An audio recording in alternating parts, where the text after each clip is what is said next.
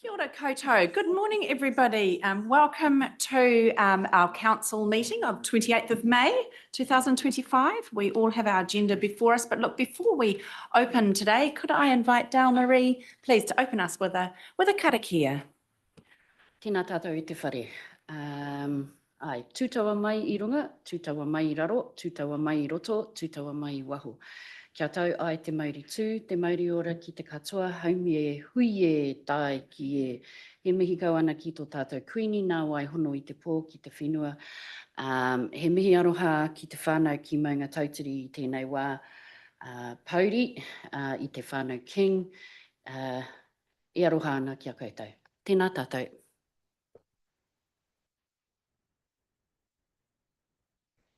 Kia ora. Thank you so much, Dale Marie. Straight into our agenda then, just opening comments before we kick off more substantively this morning. I wish to acknowledge the recent passing of Fred Graham, legendary artist obviously and a very cherished member of our community, Ngāti Kōriki Kahukura, and Tainui sculptor. His creativity and vision will leave an indelible mark on the world of Māori art and actually Waipa in particular. No doubt his legacy will continue to inspire future generations, having led a very remarkable and creative and generous life. So can I invite us just to stand for a few moments, bowing our heads in moments silence and quiet reflection on his passing.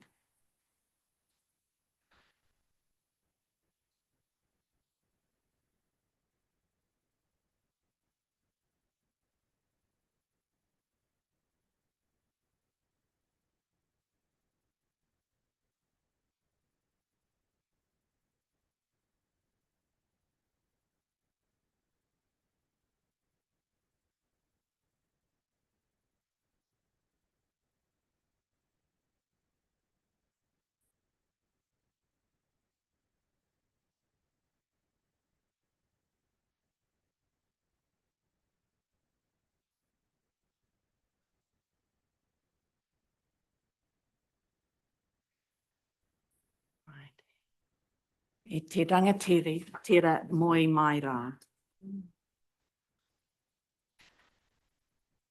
Thank you, everyone. And I just want to take this brief moment to acknowledge that this will actually be the last formal council meeting for Dawn Inglis, our GM for service delivery. And I'll reserve my comments for a little later, but I just think it's important, Dawn, that we know that right from the outset from today's meeting.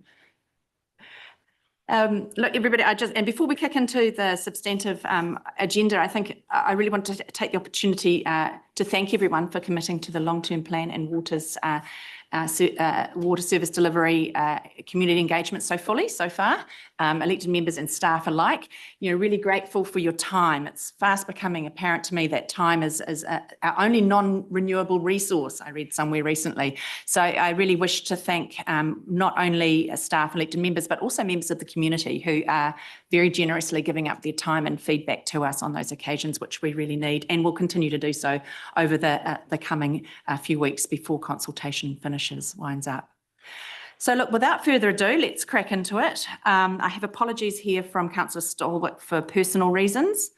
I think beyond that, we are a full complement. So can I have some, Dale Marie will move that, Philip will second that, I'll put the motion, all those in favour say aye. Those against carried.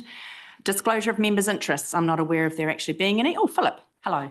Well, just through the submission, the Cambridge Community Board put a submission forward, and I'm a council rep on the community boards. Thanks for declaring that, Philip. That's really helpful. Thank you. So that's just noted. And late items, I'm not aware of there actually being any.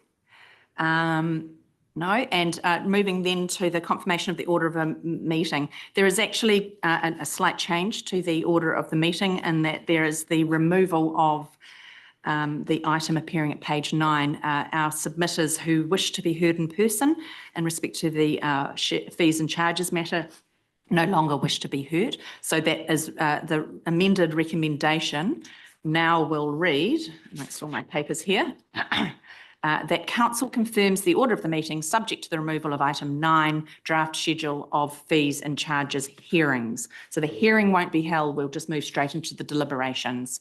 So I have Dale Marie moving that. Andrew is happy seconding that. I shall put the motion. All those in favour say aye. Against? Carried. Thanks for that. So into the confirmation of the minutes. Firstly, for the open minutes on the 16th of April for our meeting held then. I understand, Claire St. Pierre, you have spoken with Joe about this and you're comfortable with everything there.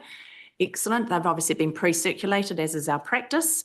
They're being Claire will move the first set held on the in connection with the meeting held on the 16th, and Roger will second that.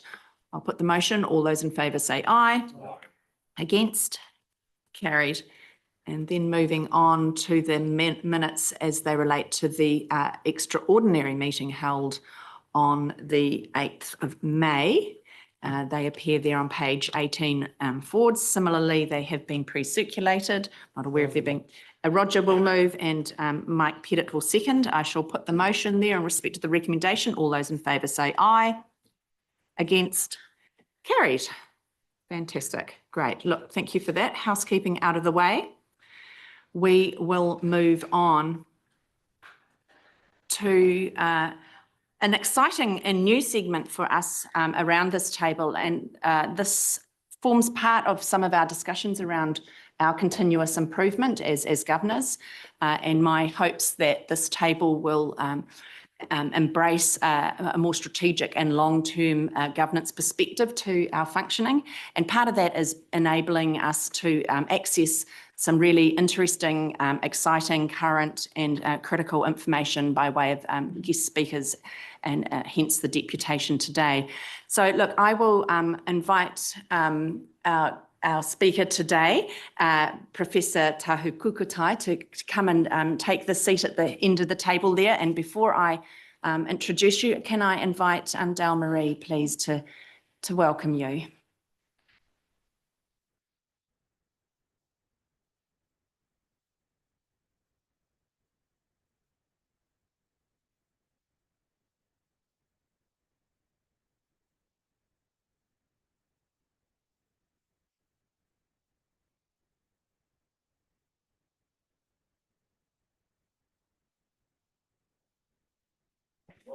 Kia ora. Thank you, Dale Marie.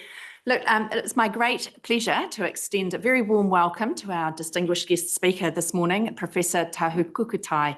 Now, Professor Kukutai is a leading New Zealand demographer based at the University of Waikato, where she serves as a professor at Te Nera, the Institute of Population for Population Research. Her work spans population change, Māori and Indigenous data sovereignty and social equity. And she has advised both national and international agencies on how demographic evidence can better inform decision-making. And that's critical for us today.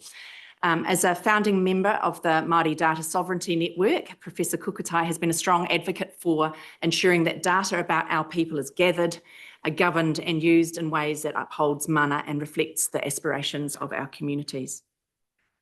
She brings an incredible depth of knowledge, but also a unique perspective that bridges academic insight with a deep commitment to community wellbeing.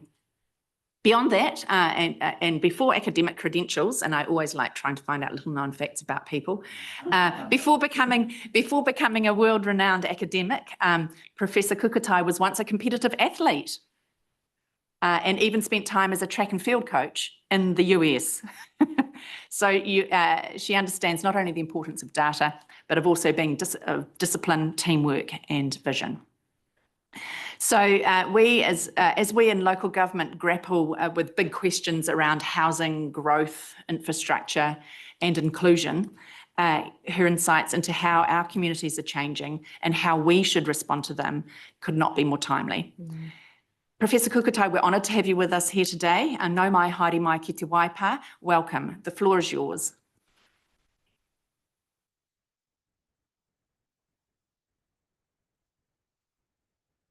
Yeah, Is that better? That's working now, right? Ka whai. Well, ko te mea tuatahi mihi kawana ki tā tātou kuini, ngā waihonu i te pō, puta tau te whiro te tuawaru, me tōna whare kāhui ariki pai marere ki a rātou. Ki te mana whenua o te rohi nei, ngā mihi aroha, moi mai rā te rangatira o Maunga Tautari, mihi atu ki te whānau pani. Ki a koe me Susan, te rangatira o te kaunihira, ngā mihi ki a koe, me Steph koe, Dale, e rā atu mema o te kaunihira, ngā mihi nui ki a koutou. He uri tēnei, ngō Ngāti Tipa, Ngāti Kino Haku, Ngāti Māhanga, Te Aupōuri, ko tahu kukutai tōku ingoa. So just to acknowledge and thank you for your warm welcome. I think you may have been the victim of disinformation. Try so hard. I was a very not a very semi athlete, shall we say. And my husband did coach rugby at Stanford when I was there. So maybe that's the athlete connection. But thank you. I'll take all of those accolades. I'll have to check my sources now. Hope it wasn't Donald Trump. So look, I'm really delighted to be here today. I work at the University of Waikato in the Population Centre there. We love population, we love data, firmly believe that, local government has a lot to contribute in this space. And so I always say, when Steph said, can you come and talk to us? I said, yes, I will, because I think it's a really good opportunity to talk about population. So thank you for having me.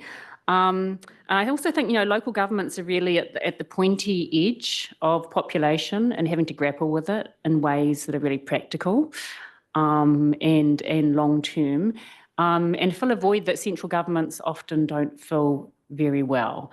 And it's been a sort of a bugbear of demographers for at least, 40 decades since my mentor, Ian Poole, started the Demography Population Centre, is that there's no really coherent, it's at the central government level anyway, coherent approach to population planning. And you'll see that when we get a bit further along and see the some of the volatility in migration. It's really obvious that there's no coherent population approach because the migration tap just gets turned on and off at whim without any sort of underlying logics governing it. So do I just press this and the presentation magically appears? Or should I say cue presentation, please? Oh, there we go. Thank you. So what I always like to do is click in the right direction. There we go. I think it's really important to start with the big picture rather than diving into the deep detail straight away. And for me, as a Māori demographer, and for us being in Aotearoa, I think it's really important to understand our wider Māori population context. It's really instrumental to understanding New Zealand Aotearoa demography. So I think one of the things that's really underappreciated is sort of how far we've come as Māori in the face of sort of demographic adversity. And so here we've got two lines. On the left-hand side is, what is it on your left? Oh, it's actually on the left-hand side. I'm looking at this way. I don't think it's the same.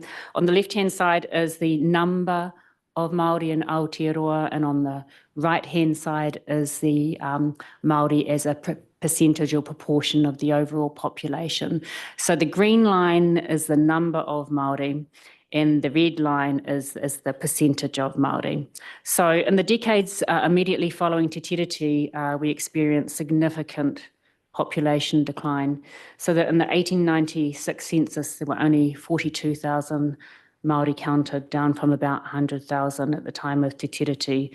And these were the sort of the peak decades in which Pākehā was sort of preparing to like smooth the dying hollow of the Māori race. That was literally the words that were uttered at that time. There was a lot of devastation. We have these memories in our whānau. I've done a big project with my hapu Ngāti Tipa, reconstituting our population. My great-grandfather was born in 1880. And we see very clearly the disappearance of whole whānau lines. This is not, in the mystical past, this is within, like 3 generations. So it's a lived experience, I suppose. In 1840, of course, the vast majority of people here in Aotearoa were Māori.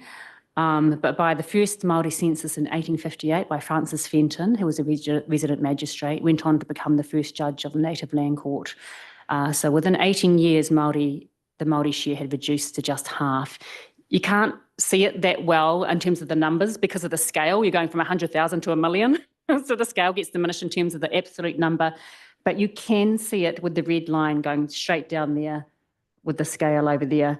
And that sharp line is a pattern that's only distinctive to Indigenous peoples and settler states, where we become minority in our whenua in a really, really short space of time.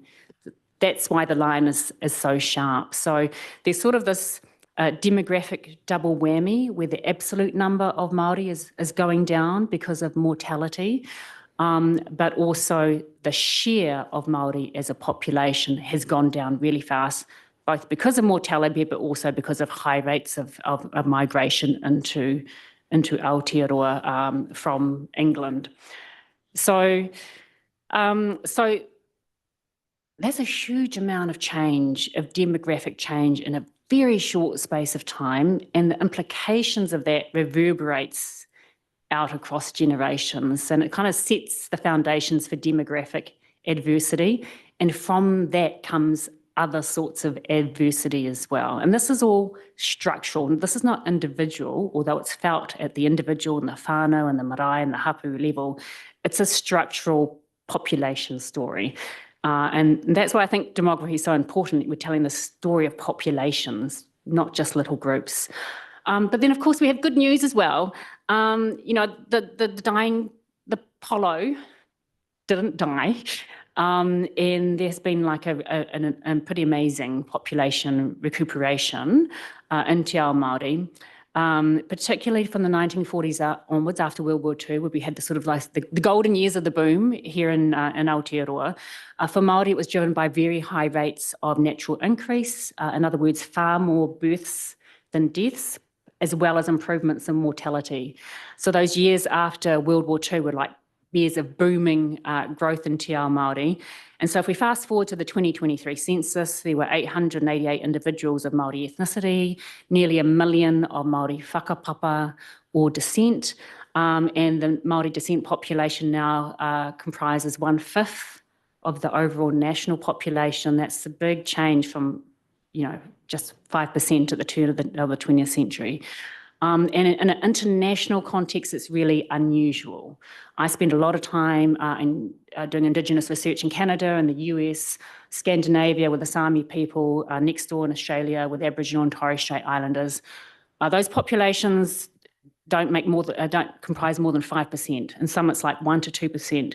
So having 1/5 of the population that is Indigenous here in Aotearoa is extremely unusual as being a very highly developed country, but also having a very significant Indigenous population.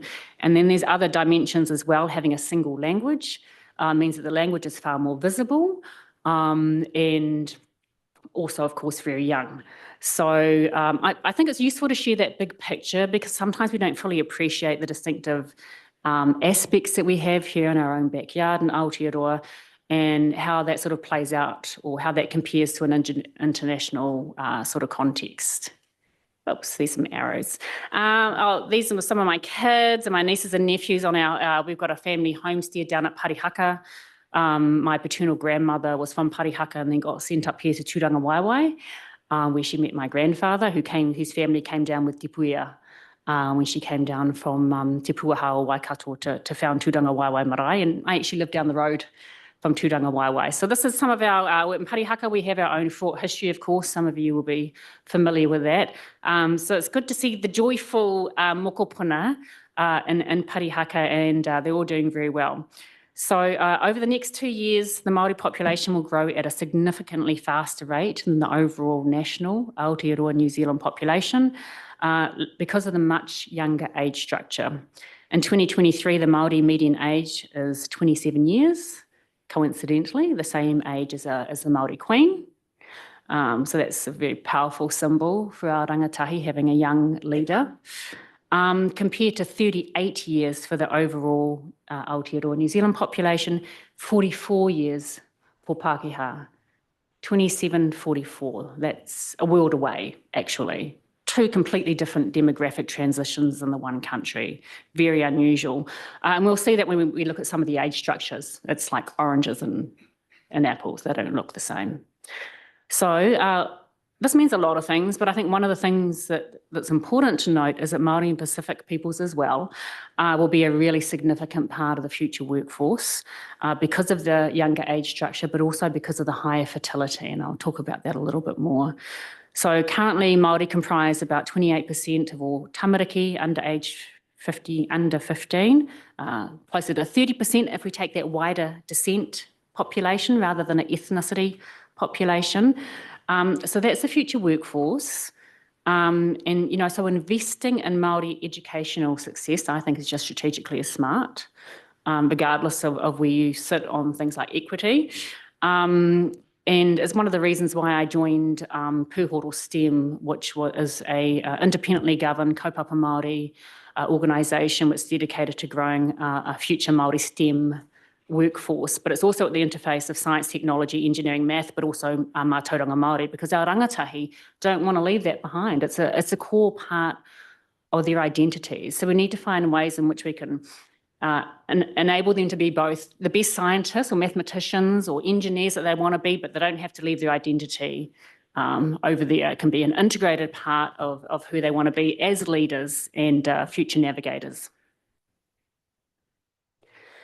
So the big picture, I mean, we think we're an isolated island, but we're not. We're affected by global trends as much in Ngāruawā Wāhia as New York.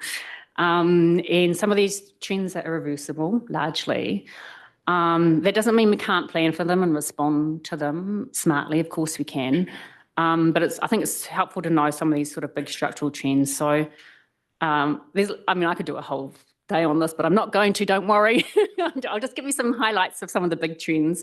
So zero growth and depopulation is occurring all over the world.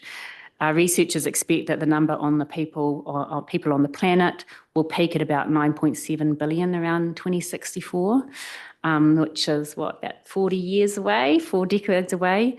And then before falling to about 8.8 billion by the end of the century. They're really long-term projections, so there's, of course, these uncertainties around the numbers. But there's one thing that all the modelers who love to argue with each other, they all agree on, and that is that population decline globally, it's inevitable. It's going to happen. It's not a will it happen, it's when will it happen. And it will definitely be a reality by the turn of the century. So global depopulation is happening. And I guess the question for us is, when will it happen here? And I've got a slide with a crystal ball on it. Don't worry, we'll get to that. So zero growth and depopulation, it's already a reality in an increasing number of countries. Japan's population has been declining since 2010. Much of Europe now has sub-replacement fertility. That's when the number of deaths outpace the number of births quite significantly. It's been the case for decades, and that's why they rely entirely on migration, net migration, immigrants, basically, to grow their population. With that comes issues around xenophobia and so forth. We don't have time to go into that. But even in countries which have the highest fertility in the world, like sub-Saharan Africa, they're experiencing dramatic fertility decline. Sometimes that gets crowded out by narratives of population bombs and too many babies and all that sort of stuff. But even the countries where fertility has been the highest, it's steeply diving. So, one of the consequences of declining fertility is population aging. That's inevitable. And you can't magically make population aging go away with migration. Natalie Jackson has shown that actually migration adds to population aging because migrants come at particular ages, they grow older, they tend to have lower fertility. So it can pump up the labour force at critical times when you need it to, but it adds to the population aging at a structural level. So once population aging sets in, it's here to stay.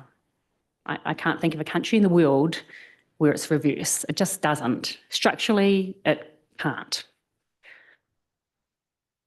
Okay. Oh, sorry. This, you have to get out your magnifying glass to look at this, but I'll just give you the basic direction of travel, and I think everyone can see the red arrow. That's probably all you need to look at. So this is, some numbers. This is showing the average annual growth rates from around the world, all countries combined, as well as China, because that's the world's largest population. That's the red dotty dot line. But you can see that's, this is stagnant growth, the line going across there. You can see China goes one child policy and then boof, right down. So that's depopulation. Aotearoa is in the blue solid line. And so we're going in one direction, that's down. We don't look like China in terms of the absolute magnitude, but we're all heading in the same direction. And then that's the global population, the other dotted line. So I think all we need to say there is ultimately the only way is down. So I guess the wheel to you as local governors is, what does that mean for your lens? How far out is your lens when you're making decisions? Is it the next 3 years? Is it the next 30 years? Yeah, and well, that's good. And because we need to be thinking about it. And the longue durée is what the French call it. In Te Ao Māori, we call it mokopuna decision making. But that intergenerational lens is absolutely critical, probably more now than it ever has been because of that shift. Here in Aotearoa, overall growth really conceals, different pockets of subnational decline. Nationally, our population continues to grow, but overall that growth is slowing, undeniably. After the 2001 census, an increasing number of the territorial authorities experienced depopulation. I think it was between 2006 and 13, just over 1 out of every 4 TAs declined in size. But then that sort of trend reversed between 2013 and 2018, and parts of the country that had experienced loss, like Whanganui, Wairoa, Ruapehu and Gisborne, then increased. But over the longer term, if we take that longer term, it will be decline. So it seems like in the regions that decline's been temporarily arrested, maybe, but it's very much temporary, and it's very much maybe. I think the important part to note in the game changer is that in the past, we always had more births than deaths to prop up the population, because you can only grow by 2 means. One is more births and deaths, and the other one is more people coming in than leaving. It's real simple. Demography is not that complex, really. It just comes down to that. And in the past, we always had the natural increase to rely on, but now that's disappearing, and it will just purely be reliant on migration, net migration gain, international migration. So maybe I'll move this along a little bit. I think everyone's got the picture there. One of the other things here that's distinctive, apart from having a large Indigenous population, is that we also have very large overseas-born population at the same time. I can't think of any other country in the world that has a sizable Indigenous population and a sizable overseas-born population. And by sizable, I mean 29%.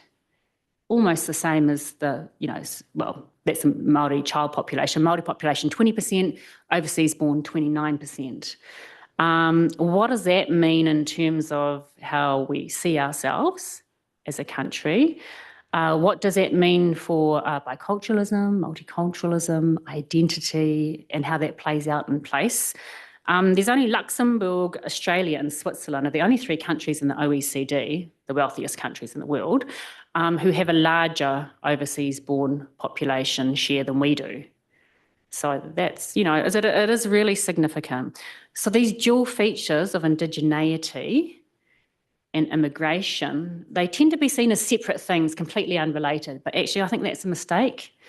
And when you're thinking about future planning, you need to think about immigration and indigeneity together in terms of what that means for your place. And of course, the intergenerational inequities, they're real. They're embedded. They disproportionately impact Māori and Pacific populations. That's why I started with that first slide. And it has real implications for fairness, has implications for quality of life, has implications for social cohesion, how people experience being part of a community or not. And it's important because population dynamics can't really be understood without understanding the broader social and political and economic patterning here in Aotearoa. I'm going to skip through this because I think we pretty much covered some of it, the back part anyway. So this is just taking actual counts nationally up until 2021 and then projected counts afterwards. So you can see the actual number of people is increasing. It's not increasing as steeply as it used to.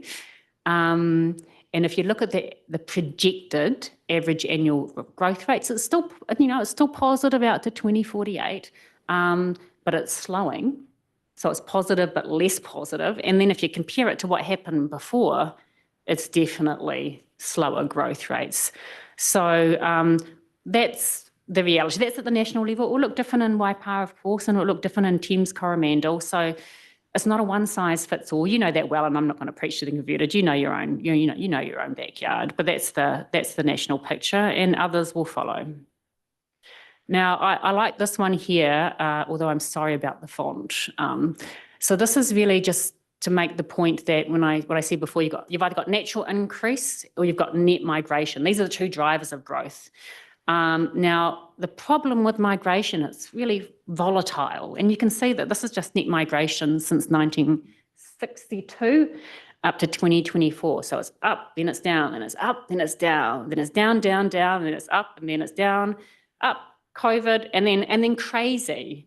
There's no real rhyme or rhythm to net migration. We're sort of at the mercy of global forces, but also, I'm not going to use the word incompetent, I'm going to say non-evidence-based decision-making at essential government level. And it makes things really tricky. One of the you can go back there and you can see like the impacts of the global oil crisis, global financial crisis, COVID.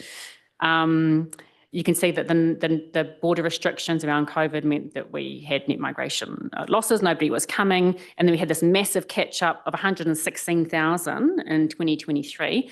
It went down quite a bit in 2024 to 67,000, but that's still pretty significant net migration in a longer time frame. I should note that the permanent long-term migration of foreign nationals is largely made up of temporary visa holders. So that's people on visitors, students, and work visas. And the number of work visas more than doubled between 2010 and 2020. So I don't think anyone would be surprised about that. Also, so this is just net migration flows, but it doesn't tell the story of New Zealand citizens. And that's a different story. That is a story of loss. And it probably doesn't help that we've got Australia right next door, and it's sort of like a labour force hoover. It just sort of hoovers, it's hoovered out heaps of my nieces and nephews from Ngāruawā Wāhia, because they can get paid just so much more going to work in Western Australia, which is where they've all gone. And so it hoovers up New Zealand citizens who go there for one reason really is opportunity. It's economic opportunity. And that has age-specific patterning. So then you get the hollowing out, particularly in rural areas and small towns, hollowing out in those ages between 15 to about 39 in those particular age groups. Kaumātua and kuia generally aren't leaving. Some of them will go over to look after their mokopuna, but it's age-specific net migration loss of New Zealand citizens. How's that going to plan out in the future? I've got no idea. So that's why I've got the Air New Zealand plane leaving and the crystal ball gazer down the bottom, because I feel like you need a crystal ball to try and figure out migration. But we do know what's going to happen with natural increase. That's really stable. Births and deaths don't really change. We get some small improvements around mortality. We get some smaller and smaller and smaller declines in fertility, but that's all very knowable. It's very stable. So we can project that out quite long timeframes. It's the migration that we don't have any idea about. So what we know here is that the birth rate, total fertility is going declining here. We're now like sub-replacement, we're past sub-replacement fertility. So 2.1 is the fertility replacement. That's because, men can't have babies. So we have to replace ourselves and them. So you need, so replacement fertility is 2.1, this little error. So New Zealand is down to 1.5. Māori fertility is about replacement, so they're different fertility. And that's not going to change. There's been many governments all around the world for decades who've tried to dangle baby bonuses, go for growth, $5,000 baby payment, all these different initiatives, none of them have worked, and fertility has kept going lower. So that's we know that that's going to happen. There's a lot of angst about it. I can understand the angst. I don't think it's helpful. There's not a lot there's lots that can be done to make the quality of parents' lives better and the quality of children's lives better, and to make it easier to combine work and parenting, for example. There's lots that can be done to improve the quality of life. Around the edges, it's going to have marginal effect on fertility. So we know that fertility itself will just, and we're not alone in Australia. There's been lots of anxiety about fertility as well. I think a more productive approach is to acknowledge it and plan for it, that it's not going to change. Largely irreversible. So no surprises, Aotearoa is ageing. In 2025, these are the latest estimated population estimates, which take the census baseline and then add in people who have arrived, take away people who have died, and the undercount. So about 16% is age 65 plus. And what you see over time, I don't have time to do this, but you can start with like a triangle, and a triangle is like basically the shape of growth, because you've got a large base at the bottom, not many people at the top. And generally that's the product of high fertility, so it's self-reinforcing. Over time, as the population ages, it starts to take on a more of a cylindrical shape. So the sausage, the triangle becomes like a sausage or a cylinder, and they tell you different things about growth, basically. So we've become less triangle-like over time. And in Japan, that's the age structure. Okay, so that's where we were, well, that's where we are now as a nation, and this is Japan. So that is quite a coffin-like structure, basically, and that is the structure of depopulation. And 30% of the population there now is age 65 plus, and 11% of the population is tamariki. So children are a rarity there. If you've been to Japan lately, there's not a lot of kids running around. There's triple the amount of older people than there are tamariki. And that is the way the world is heading. And Te Ao Māori and the Pacific population different, because we're more like a triangle at the moment, but nationally is heading in that direction. So we're aging in 4 ways. One is numerical aging. That's just the numbers. So this is important for planning. It's important for retirement villages. It's important for services and accessibility. That's the number, increasing the number of older people. That's largely as a result of life expectancy. Then we have what I've been talking about for the last 15 minutes, structural aging. That's when the triangle turns into the cylinder, and then a sort of that coffin shape. We're not there yet. So, that's irreversible, and that's the increase in the proportions of older people, and that's a function of fertility. That's what happens 30 years down the track when fertility falls. That's what you end up with. Then we've got natural decline. We've already talked about that. That's already occurred in 14 of our territorial authorities. So there's already more deaths than births in 14 of our TAs, not Waipa. Thames Coromandel and a bunch of others, yes, not here. And then there's absolute decline, and that's when the actual numbers start decreasing, and we don't know when that's going to happen. So that's the 4 sort of aging. So this is I think, sometimes demographers love to put in too many graphs, so I'll give you a picture instead. And this is the 2023 census. 41 out of the 67 TAs had more older people than children. That's quite a lot. That's getting up to 2/3. Not Waipa. Okay, so, but an increasing number. Okay, so I think you already know this because Steph told me that one of my lovely colleagues at the management school had done some revised projections for you. So I know that all your councillors are all across the projections, but I thought I'd put some of these numbers in front of you as well. So just to, I think it's really useful, and perhaps you already think about this in a more sort of like regional context, to see, because Waipa is so contiguous with all these other areas, and these boundaries are largely artificial because people travel across them every day. It's quite helpful to see Waipa District Council in the context of the broader Waikato region and the other Hamilton City and the other district councils that are sort of adjacent. So Waipa District between 2021 and 2013 has actually had pretty healthy growth, 22%. And then between 2013 and 2023 was 35%, and slightly smaller in that more recent 6-year period, 14%. And then when you compare that to other districts and cities, you can see that further south, Otorohanga and South Waikato have quite different growth trajectory. That Waipa looks probably more like Hamilton City in a lot of ways. And certainly higher growth than the nation as a whole. So, I mean, if you have the mindset that growth is good, Waipa looks pretty healthy in terms of its, expansion. How long is that going to continue? Don't know. Bring out the crystal ball. We know about the natural increase component. We don't know about the migration component. We had done a consultancy at Te Ngeta for, I think, St John's for Waipa. It was about 10 years ago. Natalie Jackson did it. And she had this table showing the most populous census area units. So I pulled that out and then compared it to, nearly 30 years later. And you do see some continuity in terms of the most populous parts of Waipa, but you see some changes as well.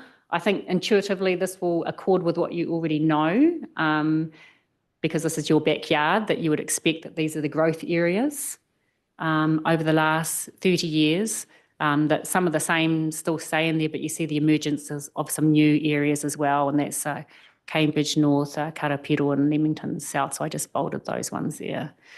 Stats New Zealand has all that, what used to be called the census area units, but the SA2 and SA3 data, it's pretty easy and accessible to get, and you can kind of drill down to that lower level. I'm not sure how low you get when you're making your decision making. So anyway, that's there. I just wanted to put this one in here. Oh, our friend, the crystal gazer, has popped up again on the right-hand side.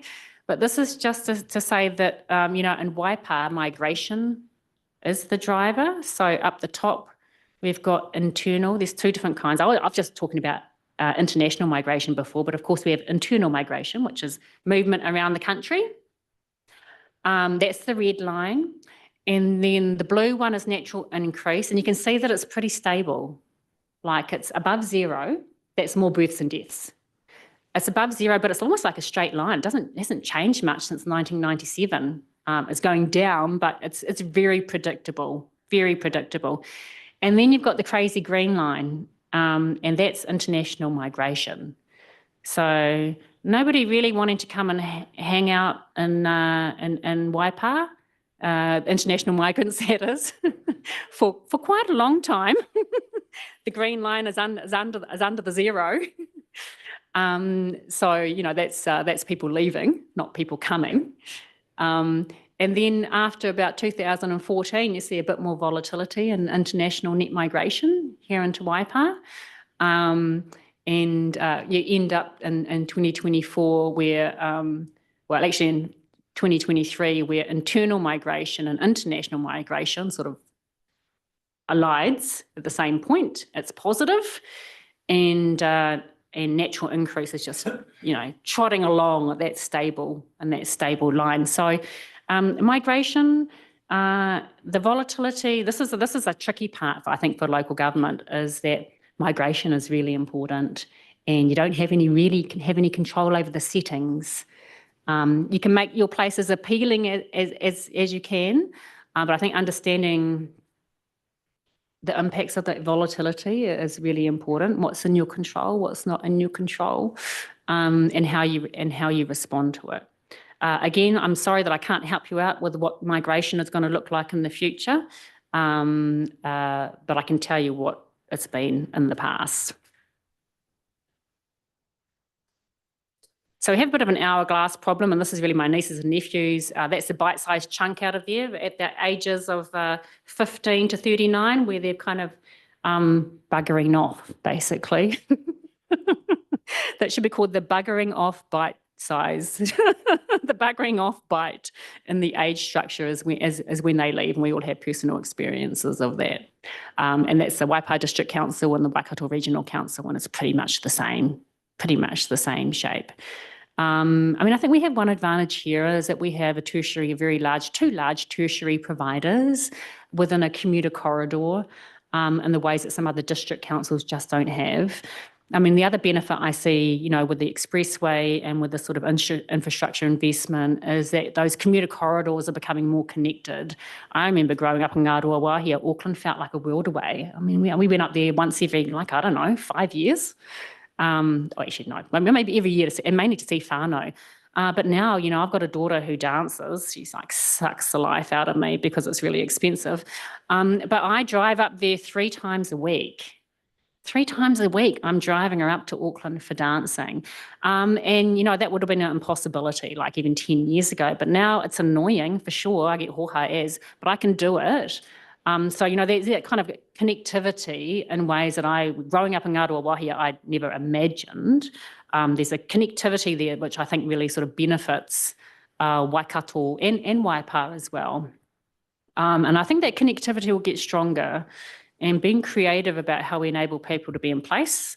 I didn't want to live in California. I wanted to live in Ngāroa Wāhia, but I wanted to have access to all the things that enables you to live a full life, as well. Bring your kids up in places that mean something in terms of cultural identity, but they still are able to participate as citizens in the fullest sense. So to me, that's a sweet spot. That's what we want for all of our mokopuna, right? We want them to be able to enjoy the uniqueness that is their place, but we also want them to have the opportunities of advantages of everything else. I think we're getting to the end. We've got really big differences by ethnicity here in Waipawa. So this is basically reflects the national pattern. So the median age for the Pākehā population is over 41 years, and for Māori it's 27. So it's basically the national story reflected in your own backyard. So we've got the triangle, Māori population triangle, and then the Pākehā population is more cylinder-like. So that plays out all. No, not a coffin. Did someone say coffin? No, we're not at a coffin stage. We're at triangle and a cylinder at this stage. That's the same for many territorial authorities across the country. This is just the age, the Māori the different population shares of the 3 main groups. And you can see that changes by age. So for the Māori population, 36% of the tamariki here in Waipawa are Māori, over a third, but then less than 10% of the older population. So, and 24% overall. So higher than the national Māori proportion, which is more like 19-20%. Here it's more like 1/4 in Waipawa, but particularly visible, demographically visible in the younger ages, which by now you would already expect. We've got some pretty serious inequities both across the country and within regions. One of the metrics that we use of that's globally seen as a standard of population health is life expectation at birth. So we're just taking males. So on the left-hand side is the lowest life expectation. You can see Wairoa, the average life expectancy of a male baby born in Wairoa is 75 years. Compared to Queenstown Lakes, which is 84.5 years.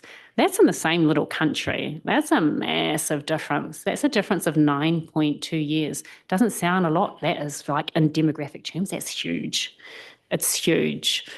But not only that, but within, so we've got these regional sort of divergence, parting of ways regionally, kind of in terms of the haves and have-nots. But even within regions, we have really significant inequities. So if you took Gisborne, which is one of the low life expectancy areas, a Māori boy there could, this is the most recent life expectation data, could be expected to live on average, because we've got individual variations, but on average 71 years. For non-Māori baby boy, it was 80 years. So not only have you got the regional inequities, you've got within region inequities. And even in the regions which are really sort of like high levels of socioeconomic deprivation, you actually see major differences in life outcomes and opportunities and survival. This is kind of the postcode ballot. What? This is kind of the postcode ballot. That those areas Yeah. that you're talking about Mm. are the more remote areas which probably don't have the access to the same level of health services. Yeah. Yeah. Correct. So so that's you know, that's part and parcel of the regional inequities. But then also even within the region with ostensibly the same lack of access, you still see these inequities. So they're kind of layered. There's a regional layer and then there's the ethnic layer within the region. Yeah, absolutely correct. We just last two slides. I'm sorry, I didn't even check my time. I could have talked way over time. And nothing worse than someone yabbering on at you for ages and you're like, oh, can you stop? Tiohanga Māori, the Māori economy has some really unique features with regional variations and we're very much intergenerational mokopuna decision making. So, I mean, the longue durée, the intergenerational lens is very strong within the Māori economy, and any governor will tell you that. Mainly because you're scared that if you go down to the supermarket and you lose your iwi money, someone's going to bash you over the head because you can't escape. You can't escape your whānau. You're accountable to them. But I think more than that, there's a different value system. There's a different set of values that are brought to these economic decisions. Mana whenua are absolutely critical to regional revitalisation. You know, even with with people moving out of places, moving in and moving out. Identity is embedded in the whenua. So even when you get the churn and the mobility of people, of individuals and whānau, collective identity remains. Raukawa will always be here. Poroki kahukura, mahanga, waikato tainui. And the people may move, but the identity remains embedded in place. So I think, iwi have a very, very significant stake in what goes on in the rohe, economically, socially, planning, housing, the whole shebang, kia ora Dale. And culture and te taiao are really cultural capital and natural capital. I love living in Ngaroa here. We got natural capital out the wazoo, we've got the Hakari Mata, the Waikato awa, the Waipa awa, these are all just beautiful features, but I think they're underutilised and underleveraged and underappreciated. So, that cultural capital and that natural capital are really important components of what makes regions and places special. And that's the end. So some take-home messages: depopulation, the end of growth, it's inevitable. Migration ain't going to fix it. What's the plan? I ain't got a plan. I'm just saying, what's your plan?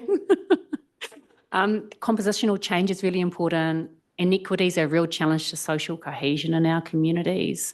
Local challenges absolutely require local solutions. Te ao Māori challenges require te ao Māori solutions. And our tamariki are really precious. So invest. And I'll leave it there. Oh, look, that was fascinating. I was actually just saying to Tahu when she came in, if there is such thing as reincarnation, I'm coming back as a demographer. It's just something that really rings my bells, and I just sort of look around the table here, and we actually talk about this stuff all the time, but don't realise that's what we're talking about. So I think it's really neat that we've been able to have a presentation that pulls it sort of all in and calls it with some sort of data-based foundation to start those conversations. So look, I'll open the floor for questions of you, if you don't mind. And so we have Philip Coles and then Roger Gordon. Thank you, Tahu. Thank you, and welcome here again today. Gosh, a lot of information to take in there, a lot of data and things like that. It'd be quite good to have that available for us as well. Absolutely. So we can study it afterwards. But just a couple of quick comments. Yeah. I've just recently been in Iceland, and the life expectancy is 1 year less than New Zealand, which actually surprised me a little bit. But and then you've got one of your slides there had proportion of our population and things Yes. like that. Yeah. I guess there's a study being done in Australia, and how is that compared with Aborigines versus Australians and things like that? Yeah. So good questions. I actually didn't know that about Iceland, and Yeah. I'm surprised as well. Yeah. Yeah, because Scandinavia at least generally has higher. Yeah, Either Scandinavia. Yeah, There's yeah. 5 countries in Scandinavia. Yeah. so. I'm going to go away and look that up after this. Thank you. It's a similar lifestyle too. Similar Yeah. lifestyle to our country with the outdoors and all that sort of stuff. But, Yeah. but the proportion, has there been a study done in Australia? I'm guessing Yes. there must be. Are you talking about the one that shows the ethnic composition? Yeah. Yeah. No, there's been lots. I mean, they've got a major policy framework there called Closing the Gaps, which the Commonwealth government has been driving for, I want to say since the 1990s. So, so there has been an increase in the number of Aboriginal, Indigenous Australians, and some of the political factors are underlying that as well. But in terms of the overall population share, it's still very small.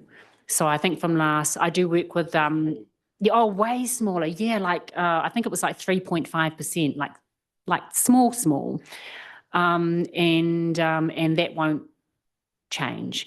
They have a very similar age structure to Māori. I've got an amazing student who's just written a Māori student who's written a thesis on Māori fertility, and then she looked at fertility in First Nations in Canada, Aboriginal people in Australia, and Native Americans in the US. And so they have similar age structure to Māori, similar levels of fertility, but the difference is we are a much higher population share. So there's no one else that has 20% of the population, and that won't ever change. It won't ever change. Yeah. Just quickly, you had your 2 graphs up there with bite sizes of people people up to 39 leaving. Yes. It looked like 30 Waipā or Waikato had a little bit of an expansion in the mid-30s there. Oh, let's go back. In the age of mid-30s. I think one more slide back, one before that.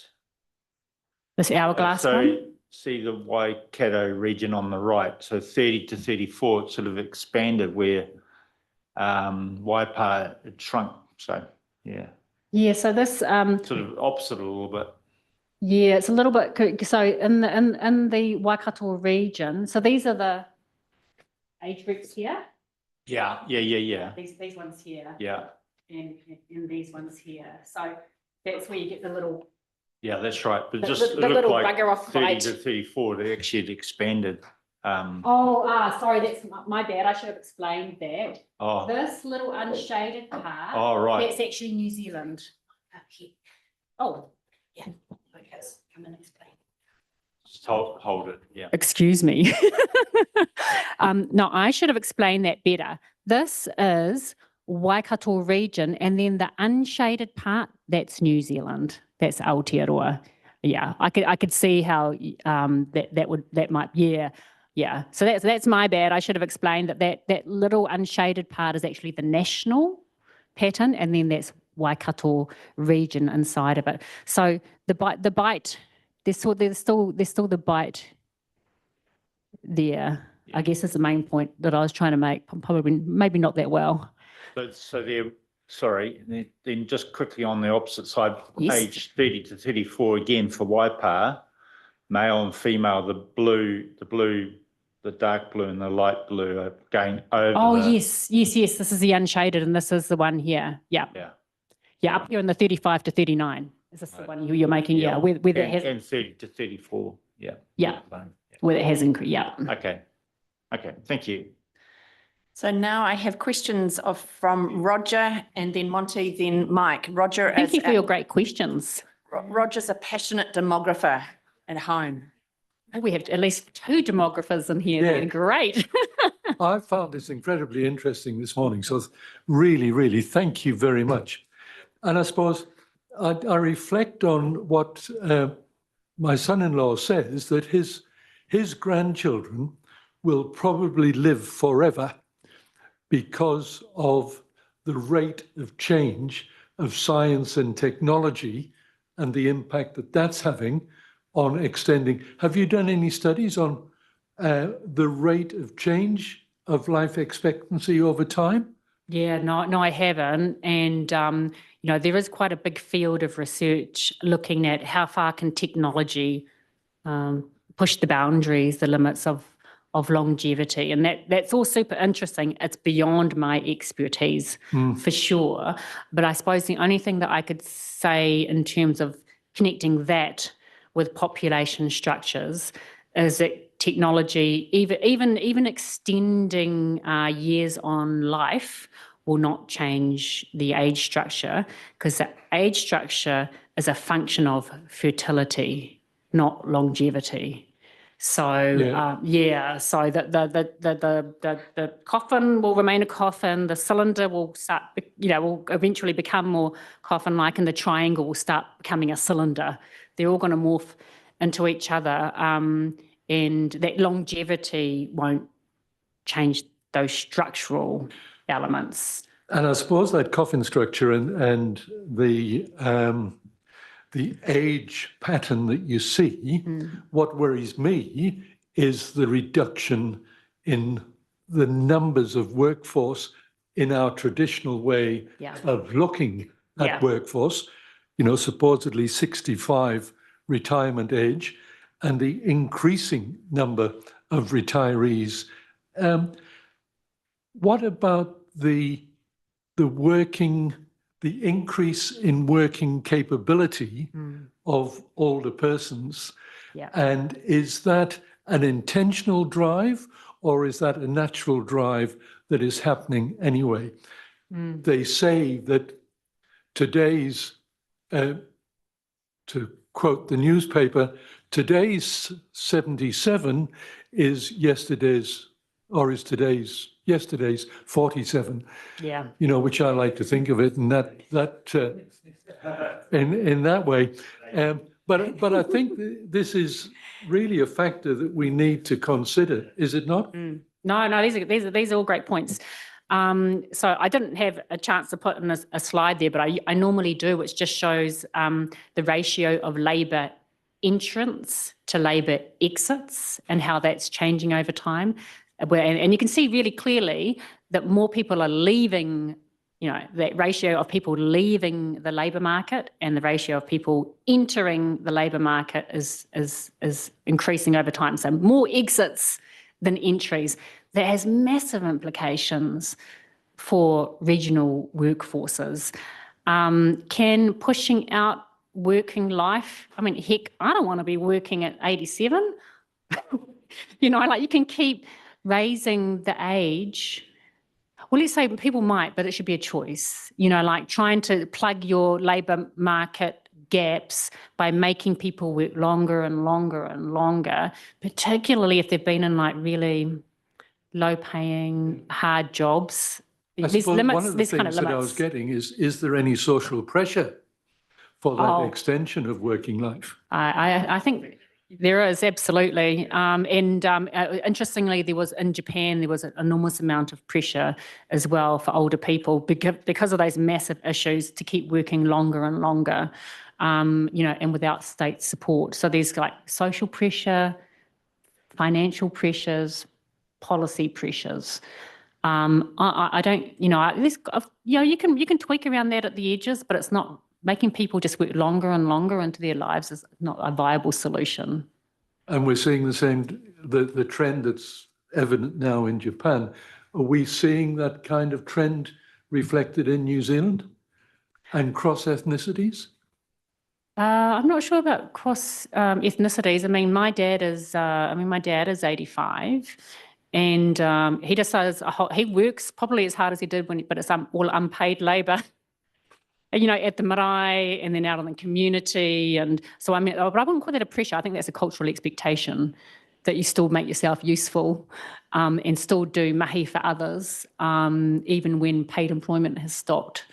But, you know, whether there's, I mean, I guess if the superannuation, nobody has a real political appetite to tinker too much with super at the moment and raising the age of eligibility and then the expectations for working longer into your life cycle.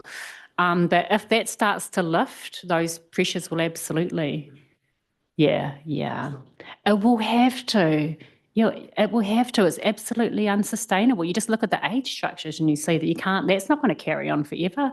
It can't. Yeah.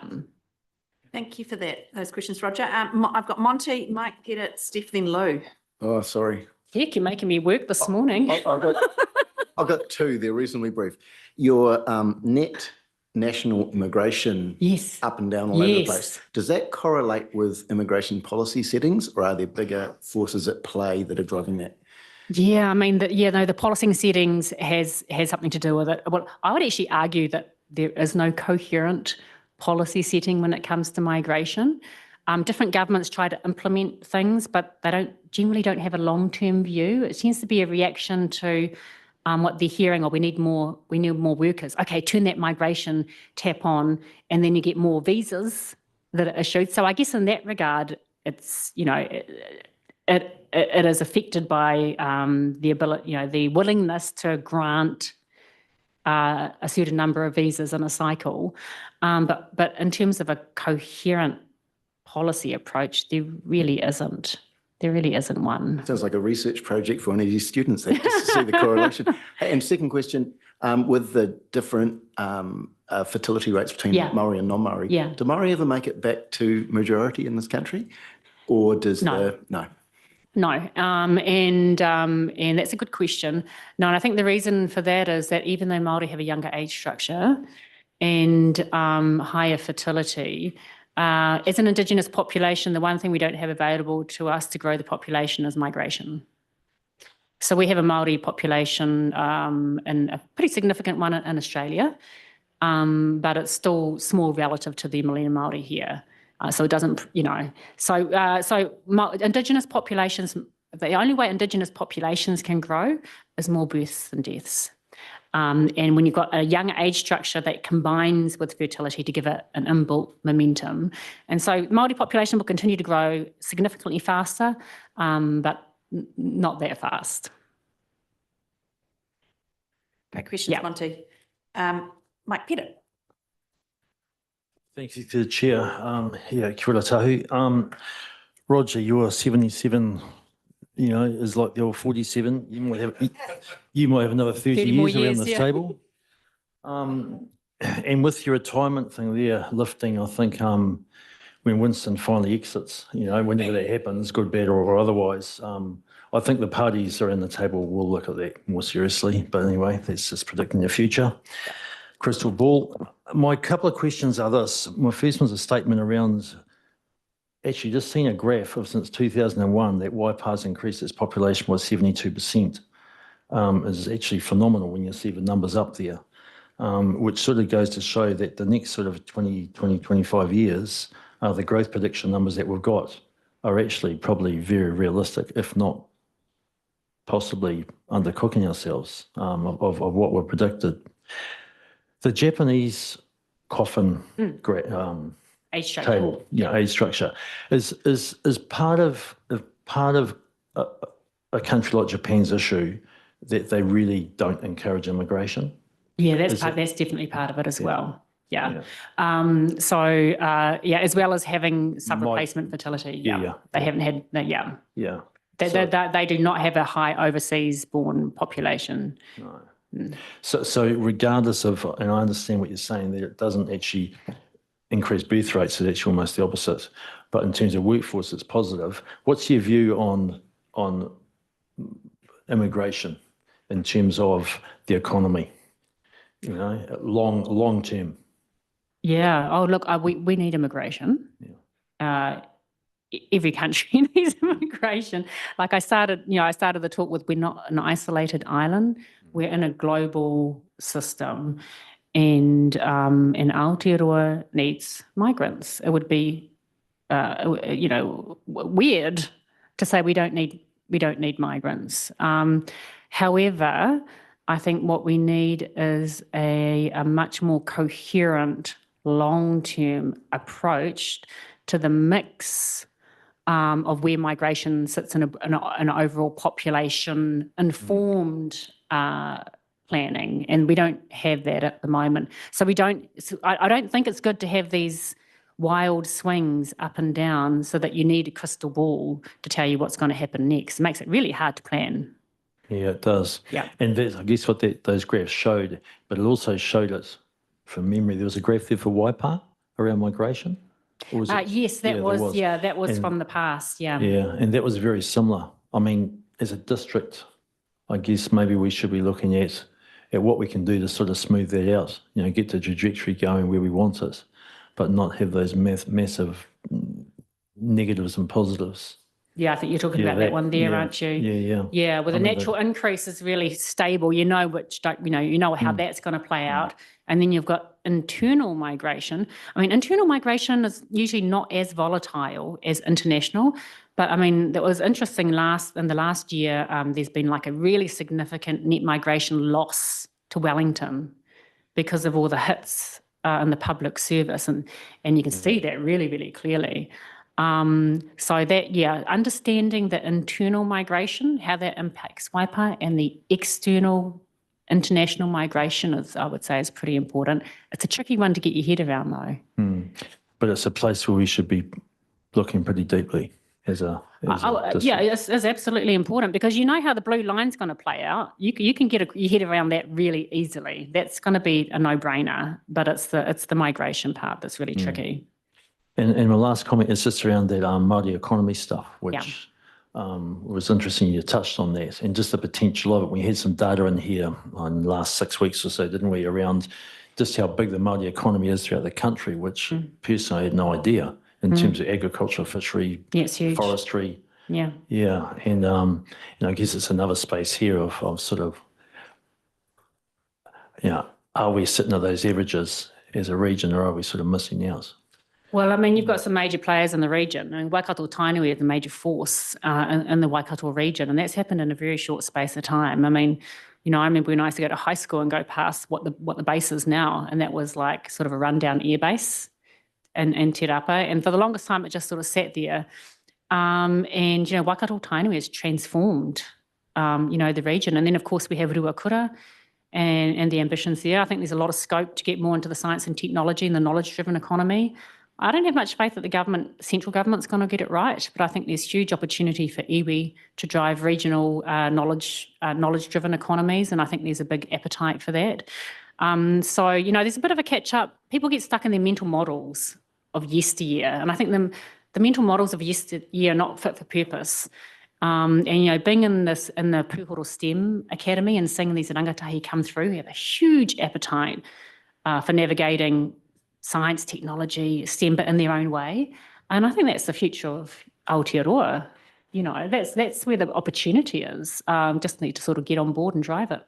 No, kia ora for that. Thanks for your kōrero, and this has been a really interesting session. So, yeah. Thanks, Mike. Steph, and then Lou, and I think we might wind it up after that. Kia ora tahu, great kōrero, yeah. I was really impressed when I heard you last year at the Taitoata conference, so I'm delighted that you've been able to come and share this today with our room full of people.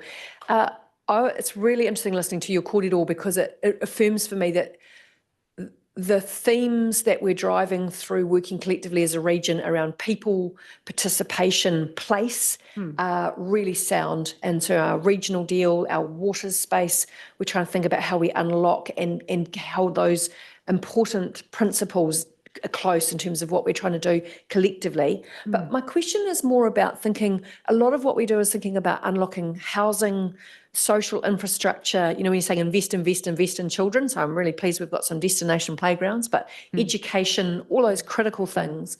But in terms of housing, And when we look at those different population profiles, and as the baby boomer population moves through, and then the demographic changes in behind it, is anybody doing any work to look at the change in housing need and what might happen with all the bricks and mortar that's being invested in retirement homes and retirement villages of different kinds? Is there any work going on with that? Because I'm thinking about what do we need to plan for if our growth is continuing locally for a while, but then our population profile is going to change quite dramatically in 20 years' time.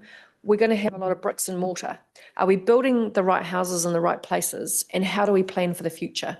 Yeah, like that's not my area of expertise, but there's absolutely a lot of people who are working in the area of housing. It's so critical. And I think it's got a spotlight in the way that it didn't like even a decade ago. Yeah. And yeah, most of the, I didn't have a slide on this, but most of the growth will be driven at the older ages. So it's critical that when designing for the housing mix, that's front of mind, because with that growth at the older ages, that's not lifestyle blocks, and that's not 4-bedroom houses. That's accessibility. It's close to services. It's like 2 bedrooms, not 4. So yeah, so all of those things have to be in the mix. And I suppose in Waipa, how you sort of approach that is, and whether you think about that in 10, 20, 30, 40, 50-year cycles. But also remember that the Māori population is a triangle, and it's still tamariki heavy. So it's not, it's not a one size fits all, and that's easy to get lost and thinking, okay, well, this is what the structure looks like. Well, that's what it looks like for one dominant and very significant part of the population. It's not what it looks like for the other part. Yeah. Great question. And Lou. Firstly, thank you very, very much. Really appreciated what you've just put across. I do agree with you literally with external migrants, that is something that we have to deal with at times, but we can't control that. The one thing that we worry about is internal migration. And we are getting that because of all the industry that is concentrated in our area. We've got to prepare for the future. And unfortunately, we're trying to work on projections and ideologies. And we do have adverse decisions from the audit department because we are extending a little bit too far as far as they're concerned. My argument is that we've seen internal migration from Auckland perhaps to our area quite significant. Wellington, you noted. I'm also talking of Pacifica, that a lot of the Pacific people actually identify our country as their country as well. And that is something that will continue to exist, particularly as we're seeing global warming and the changes and the increase of their populations and the inability of their island to produce enough food for them to come here. So they're moving here. And I would make the comment to everybody that we have got to look at the demographic institutes here in our town and our area of what is going to happen in 10, 15 years. We can't look beyond that. I do agree that the population's aging, but we are bringing to replace that internal migration coming through for the workforce. So I just wonder whether we have, and whether it comes from Pacific, Maori, or wherever, it's going to be there and we're going to need it. Together the fact that we've got one of the biggest prisons being built just down the road, 400 new staff going out there, some of the industry going in right now at Rukahia with the international airport and all of the infrastructure going in there. Port Tainui, we're up in Silverdale. If you walk through there, you can just see the huge amount of development going on in those areas. That is going to be one of the big drivers for our future. And I just feel that we have to be logical in what we're doing rather than trying to just project. And I do think that although we're an aging population, we still have the productivity needs to attract people in. Oh, absolutely. Yeah, absolutely. You don't want to be a ghost town like the huge number of places in Japan. So absolutely, you want to attract people. And I guess the message that I always try to hope that people, have when after you finish and you walk away, is that just understanding what are the things that are beyond, like as you say, beyond your control. What are the things that you can plan for with a reasonable degree of certainty? What are the things that are really volatile, but you've got a plan A and you've got a plan B? And what's your appetite for long-termism? You know, one of the things I really love being involved in different Māori trusts, iwi trust, hapori trust, kaupapa trust, is that long-term thinking is just embedded, mainly through tikanga values, which is mokopuna-centred. And it's just intrinsic, it's a core part of thinking. And I really enjoy that because it forces you to lift and from the natural proclivity to be reactive to short-term things, which I think was just human nature, and to think much more in the longue durée about what you want for your future grandchildren. And I think that's really wise decision-making. Don't always get it right, but I think that, you know, when you bring an evidence-based approach to it and you combine that with a more long-term lens, I think you get some really good stuff coming out. So, and I'm glad it was useful, and, you know, happy to share it. Oh, look, thank you, Tahu. I think that's a perfect way to sort of wind up our session with you. Look, I guess I've been frantically writing notes and always try and pull things together at the end, but this graph behind me here, I guess the green line that we've sort of focused on as being something that we're not able to control, I guess that is explained by our massive citizenship ceremonies. Admittedly, there's sometimes a lag between somebody coming here and then becoming a citizen, but that is quite understandable when you see the breadth and depth of the people who are becoming new Kiwis. And look, I'm really delighted with your willingness to share your findings with us, because we can't make informed decisions about the future if you don't know what the future could look like. And I guess the corollary to that is we may have some feeling of how this could look, but now it's really critical for us to understand the needs and aspirations of those people of the future, whether it's 5, 10, 15, 20, 30, 50 years' time. Lots of discussion about triangles, cylinders and coffins, and I just wanted to assure you that I did my best efforts personally to avoid coffins. I have 5 children, but sadly I also contribute to the Australian Hoover market, and as we've sat here, I've had a text from one of the New Zealand's young brightest who's over there asking me to be a referee for her as she goes on to seek further employment in Sydney as a lawyer. So look, it is real, it is apparent, and despite some of our best efforts to avoid it, it's still happening. But look, I really appreciate your willingness, as I said, to share your information with us. Love the idea about our appetite for long-termism. I think that's something that it's no secret around this table that I keep repeating it time and time again. Whether you describe it as making good mokopuna decisions or being better ancestors or cathedral thinking, it's all the same stuff, right? It's looking long-term and understanding what might lay ahead of us and how can we plan better for that. So look, I really thank you for your time today. As I said, it's a non-renewable resource and we really, really appreciate it. And I certainly will have a lot more ongoing discussion both around this table and the tea room for weeks and months and years to come. So thank you. Thank you. Dale? Oh, okay. I've got a little wee gift for you. It's a sign of our appreciation. So yeah, take some time out of your day. We really, really appreciate it. Thank you so much. No, you're welcome. Thank you. Well done. Thank you.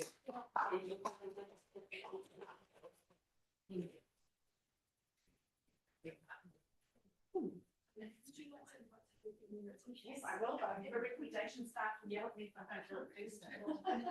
Now, Tahu, you're welcome to join us for morning tea together with some of our other guests in the gallery here. But before we wind up for morning tea, I have to ask somebody, or actually I will move the recommendation to accept Professor Tahu's presentation to us as it appears on page 42 of our agenda. Do I have a second? Roger, my other passionate lover of demography and all things statistics, will second that. I shall put the motion. All those in favour say aye.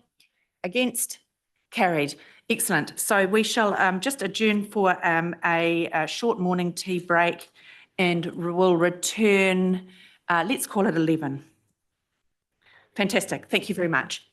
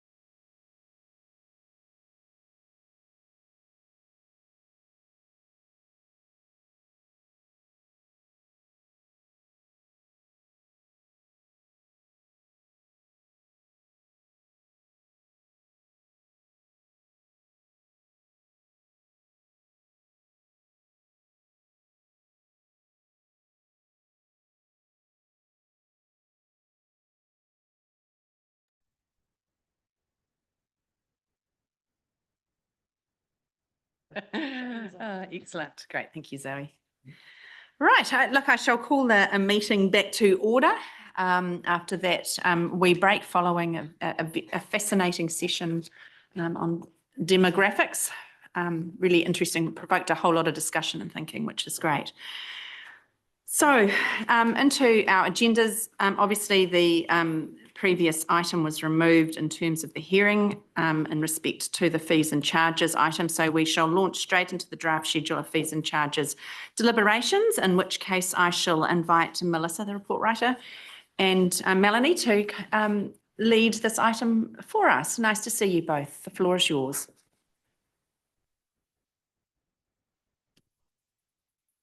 Thank you and good morning. So the purpose of this report is to enable and support the deliberations of the fees and charges for 25-27. Just before we get stuck into the details of the report, I would just like to point out that there has been an amendment to the recommendation. Obviously noting that we did not have the hearing this morning, and we'll go through the details of that when you look to move the recommendation. So consultation on the draft fees and charges took place between 17th of April and 18th of May. During that period, 10 submissions were received, and these are attached as Appendix 1 to the report. I guess it's just a bit of a recap on how we got to this point and some of the factors that we've taken into consideration in setting the fees and charges. So an analysis of the cost to deliver each of the services has been undertaken, and adjustments to the fees were proposed accordingly. So I guess two examples of this were one was around cemeteries. So we've got to purchase some land coming up, which is reflected in the increasing cemetery fees. And I guess another one being around building inspection fees, and one of these has decreased, reflecting the average inspection time it takes to do that type of inspection. So that particular fee has proposed to decrease. Where there have been no substantive changes, and I note that this covers the majority of the remaining fees, these have been inflation adjusted, and also noting that this document covers a 2-year period, so they're inflation adjusted for the coming financial year and again for 26-27.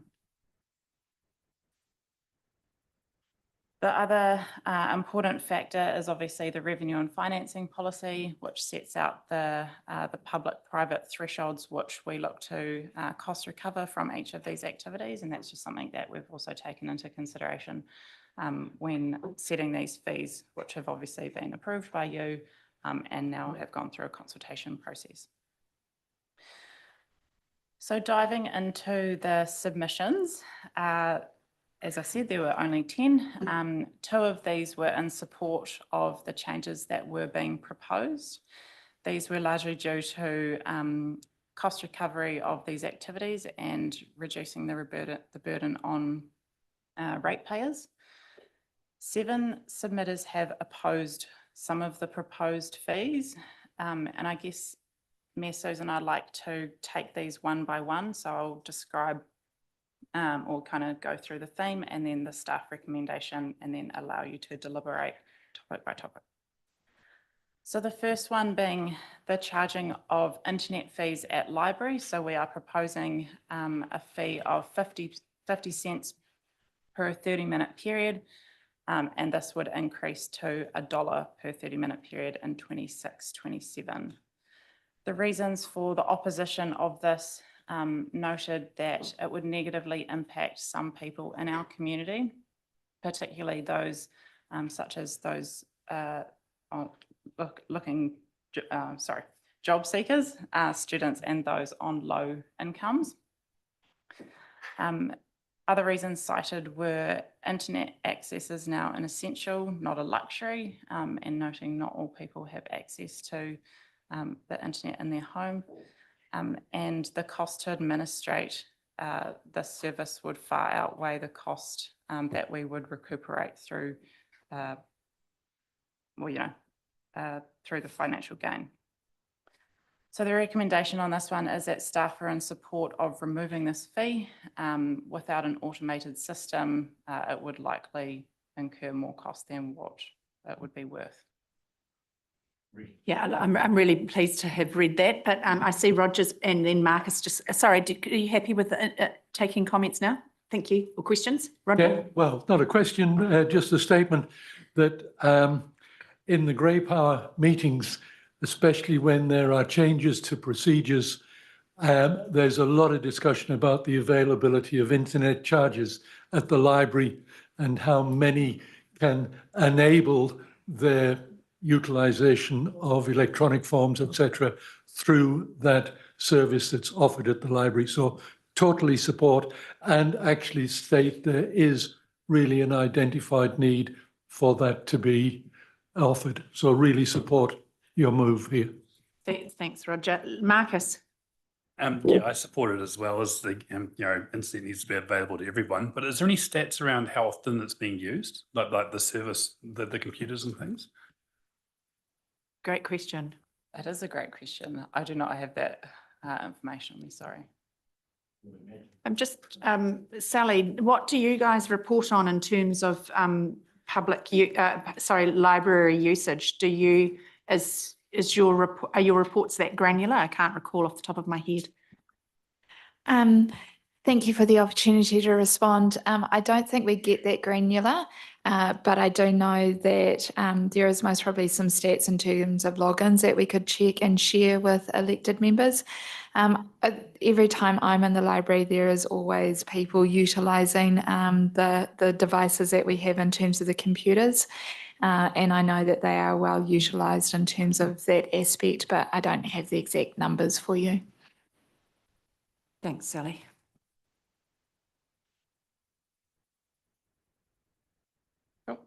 Thank you. So moving on, the second thing that came through the submissions was around the library book fees. So concerns were raised around the inequity around some of the book charging. So new books have a charge up to 2 years of age, and then after that, the charge is removed. So that charge is $1.50 for adult books. The submitted proposed we remove the charge on those books up to the age of 2 years, or move them to a separate section of the library to avoid disappointment. There was also feedback around lost book fees, so particularly noting for children's books. The request was that these be removed or an alternative penalty put in place, such as suspension on borrowing privileges. And the other thing was around, or the commentary, sorry, was around removing penalties on library fees. So lost books, 25 days past their final due date, incur a processing fee of $10.50 in addition to the cost of the item itself. Staff are not recommending any change with respect to library book fees, and this is largely due to during the last review of the fees and charges, penalties on late fees were removed, and this was to try and encourage people to return their books even if they were late.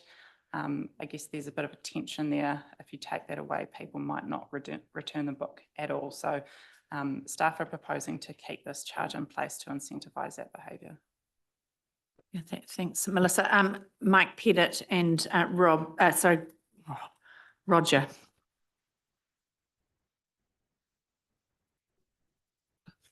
Thanks, through the Mayor.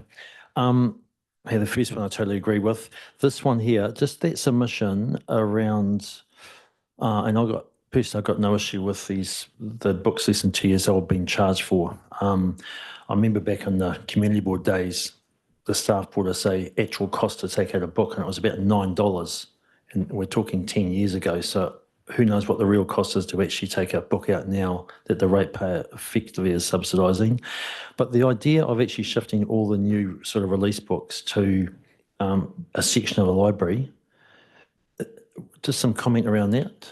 Is it feasible with the You know, the thing was built for 50,000 books. I see we've got 89,500 there. Is the concept worth pursuing?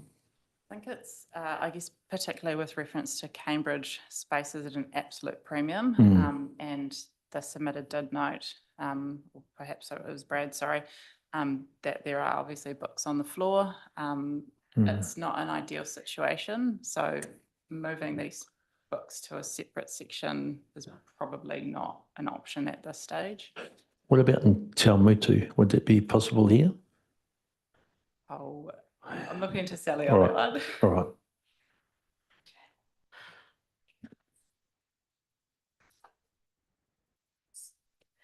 Kia ora again. So in terms of the layout of the library, there are always opportunities around new releases and where we put them and highlight them. So yes, there's greater opportunity in Te Awamutu in terms of the space versus Cambridge. And I know that the team do try very much to identify the differences in collections, especially around the fees and charges. But it is not unusual to charge for new releases for a period of time. And that was the whole review we did on that. But definitely can take on board the feedback received and see if we can highlight that more. All right. Fantastic. All right. Well, good. Thank you. Roger. Yes, thank you, Madam Chair. Yeah, I'd just like to support the lost book process, and just from personal experience with the Cambridge Library, with a book that we thought were lost, they were proactive in saying, well, we will extend and put a further due period on for you to give you the time to perhaps look. And they even suggested where we could look for books, which we'd never even thought about looking in those places. So I think they are proactive in helping the user manage a circumstance of that nature. And so the fact that, you know, it's not imposed right at the time, it does mean that I think it's a reasonable. And am I right in saying that with the extension of time and things like that, that if you had to pay for a lost book, you're actually only charged what a depreciated value is of that book? Yes, that is correct. And I know that the team do very much try their hardest to work with our customers who may have misplaced a book or at times have lost them. The reality with no late return fees is that we do actually need something to be able to prompt the community to bring books back. And there is quite a long process in doing that. So while at the end of the day, you know, some families, we do appreciate that you can take out 20 odd children's books at one time and one may go astray somewhere. The team are very proactive to try and minimise the impact on families, but we also need to cost recover those as well. Certainly striking. Support the recommendation. Awesome, thank you. The other kind of theme coming through submission was kind of a general concern around affordability and increasing costs. The staff recommendation is no change. We have gone through quite a thorough process to get to this point. Obviously, it's unfortunate, but we do need to, you know, take a fair approach in line with what's set out through our revenue and financing policy. And we believe that what has been proposed is reflective of that. So no changes there. The other point that I'd like to note, we did receive a number of submissions that were what we call outside of scope of what we can deal with through the fees and charges. These particularly related to the collection of DCs and council's spending priorities. So although we cannot address those submissions through this process, what we'll be looking to do is kind of pick up the general sentiment through those submissions and reflect those, and through obviously we're going through an LTP and consultation on the DC policy, so picking those up and reflecting them through that process. In addition to those things, there are a couple of additional minor amendments that have been picked up by staff since the draft was approved for public consultation. So the first one being an additional note explaining that all fees are inclusive of GST. And then the second one being around a footnote, I guess pointing the reader to the fact that there are separate alcohol related fees. So you may recall that we have adopted the alcohol fees bylaw. And so this is just signposting to the reader that there are some separate alcohol related fees in a separate document. The other point that I would just like to point out is unfortunately the version attached to the agenda of, I think it's Appendix 2, with the track changes, the GST inclusive explanation has fallen off. It is reflected in the amended recommendation, and we will look to include that in the version that is adopted. Yeah, thanks for that clarification, Melissa. Roger, do you have a question? No, again, sorry, Madam Chair, it's not a question, it's just a statement and just an acknowledgement of your acknowledgement of the submission regarding DCs. And of course, we know the challenge that we're having as a council in that extension and the period of collection for DCs is becoming an ongoing challenge for us. So just acknowledging that we are also aware of that around the council table. Yeah, thanks, Roger. Mike. Sorry, I've just got one, sorry, through the mayor, just got one question around submission 1226. There's some clarification. It states, please do not put names on council website. What does that pertain to? I couldn't quite work it out with the brief information there that the submitter put in. Do you folks know, or we're not sure? It just says, is there any additional feedback you'd like to share? So we've just taken that as, so when you make a submission, you have to do a privacy statement. We've withheld the submitter's details. Gotcha. Well, that's what he or she was referring to. Thank you. Well, they've requested that we don't put their name. My understanding is that there is a live discussion in the community in certain places around the disclosure of submitters or feedback givers' names. And I guess it's maybe just being really clear about the waiver to that privacy when people do so. So it's clarification. Great. Look, it seems to me the feedback I'm getting around or the table is that there is a high level of support for the recommendations that staff have provided us. It's very much a positive response to the recommendations around the internet fees. Charges makes a lot of sense, and in terms of the other library fees, I think as you've pointed out, this is adjusted to inflation and pursuant to our strategies and clear indications earlier on when we had discussed these matters at previous meetings. So it seems to me we have on the optioneering page, page 48, options 1, 2 or 3, and your recommendation is for option 2, which I'm quite comfortable with. But just open the floor for any other dissenting views at this point before we turn our mind then to the recommendations, which are slightly changed, as Melissa had pointed out. There being no opposition, fabulous. Let's turn our attention then to the recommendations, which appear, oh gosh, my machine's a bit slow, on page 43 and 45 to receive Melanie's report. It's on the screen behind me, which is very small. Receive the report, receive the written submissions. I think we've got an amendment in respect to the reference to the verbal submission, which obviously didn't take place, but nevertheless, acknowledging receipt of the written submissions at paragraph B. We consider the written submissions, not the verbal and written, because obviously, as aforementioned, there was no verbal submission. And then we approve amendments to the schedule included in the document numbers there to incorporate the changes as a result of submissions received and the staff recommendations as detailed in the report. But here's the new bit here, subject to the addition of a clarification note in the draft schedule of fees and charges 25-27 to reflect that all fees, not please.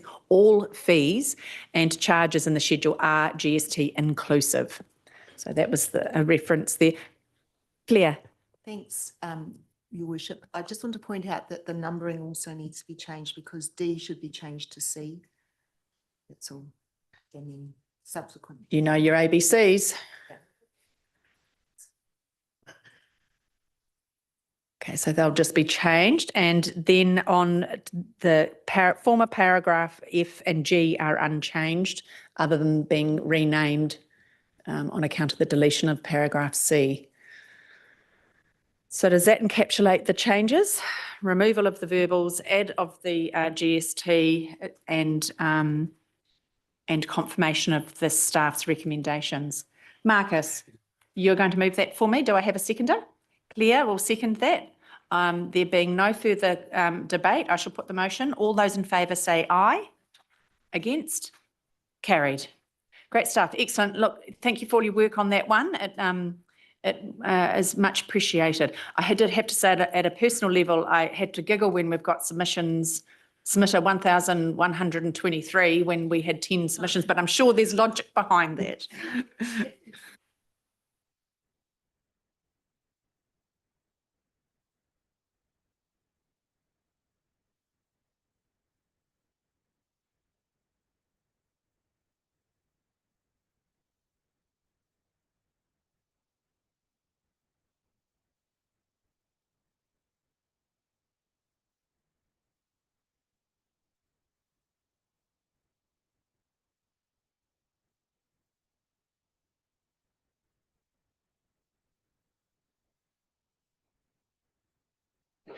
Right, fabulous. On to our next item then. Thank you, everybody. This is on to our next item, which is appearing on page 208, being our submission or tab 11, which is our submission proposed amendments to the Waste Minimisation Act 2008 and the Litter Act 1979. And this is, although this was Shelley with us today?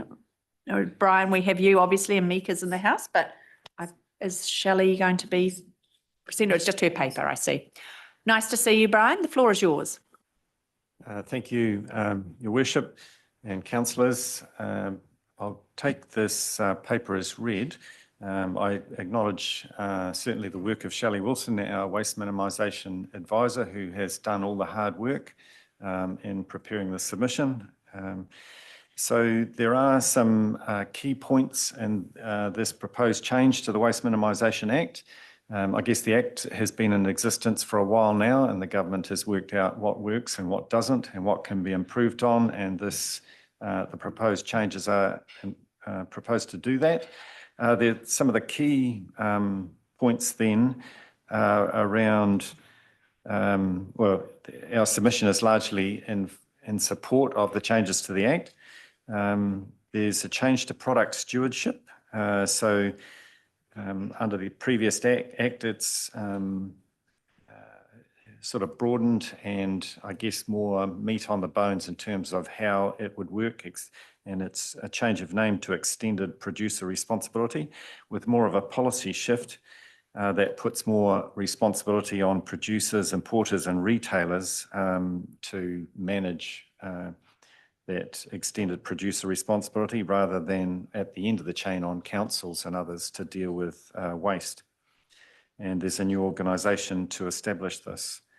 And then in terms of the waste levy, which is a levy on rubbish going into landfills at the moment, it's currently distributed on a population basis across the country, but there's a proposal to make 20% of that levy be given to individual councils and the remaining 80% to be distributed by population. So that means the large councils like Auckland and Christchurch would get about a 20% drop in revenue, but all of the small councils would get a substantial increase in revenue.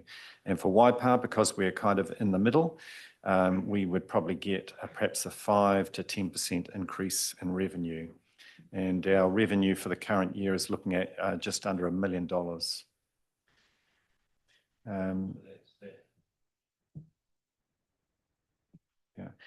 So the other change is that there is proposal to allow some broader uses of those levy funds to look at remediating at-risk landfills, emergency waste and disasters, but also to potentially spend the levy on reducing environmental harm and some other areas of operation. But happy to take any questions that you've got.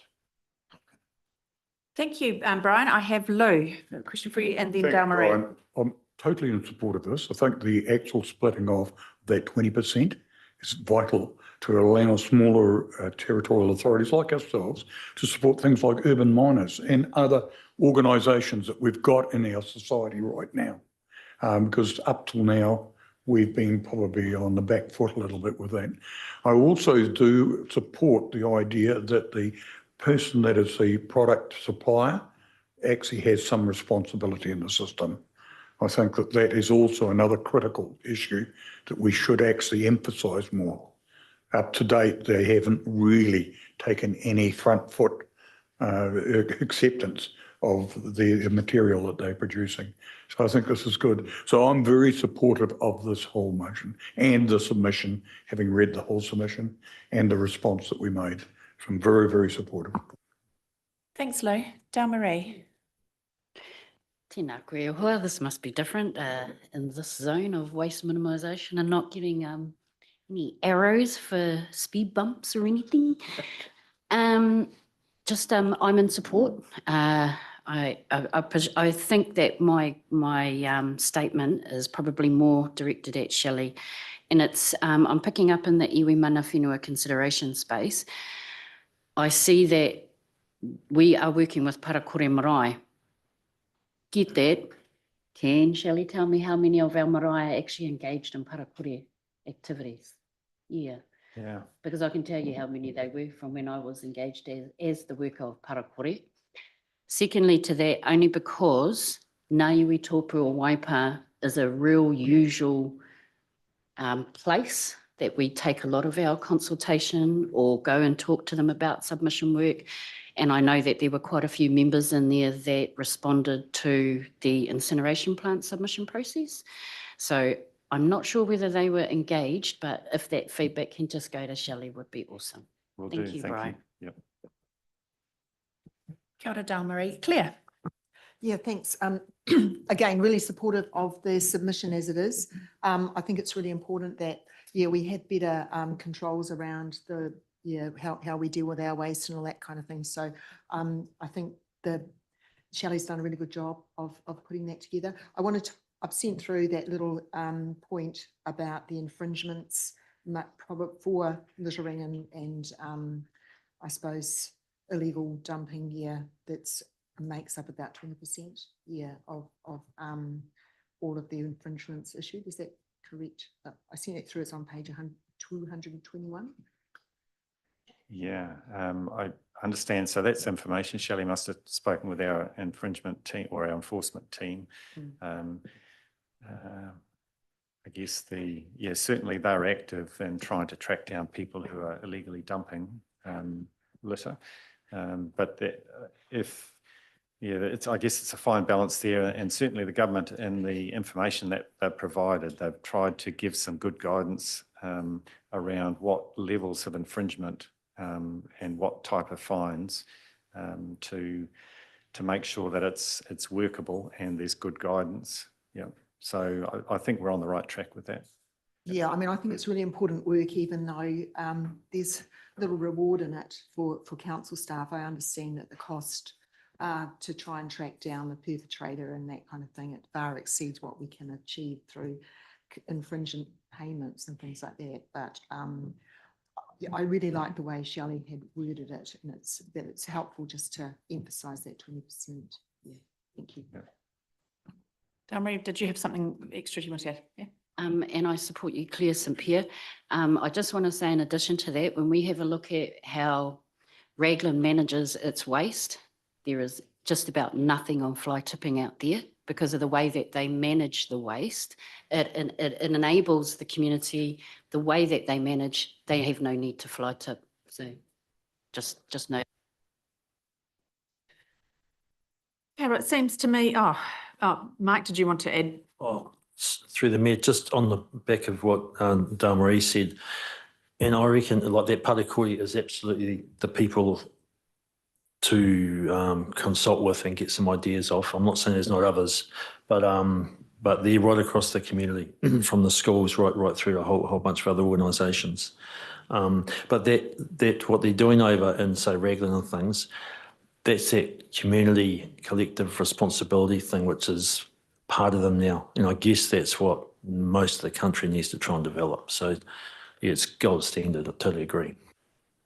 Yeah, which is sort of why, I guess, is it twice now since I've been on council, and once under this term, we've done a trip out to Extreme Zero Waste to try and see if we can garner some learnings from their experience. And yes, Raglan is a unique place in terms of its culture is very much geared around the tenets that underpin the success of Extreme Zero Waste. So I guess to that end, we did have a bunch of work done around trying to look to control the waste stream, as well as alongside our recycling work, and made the decision, as you'll be aware, that that work was somewhat cost prohibitive at this point in time.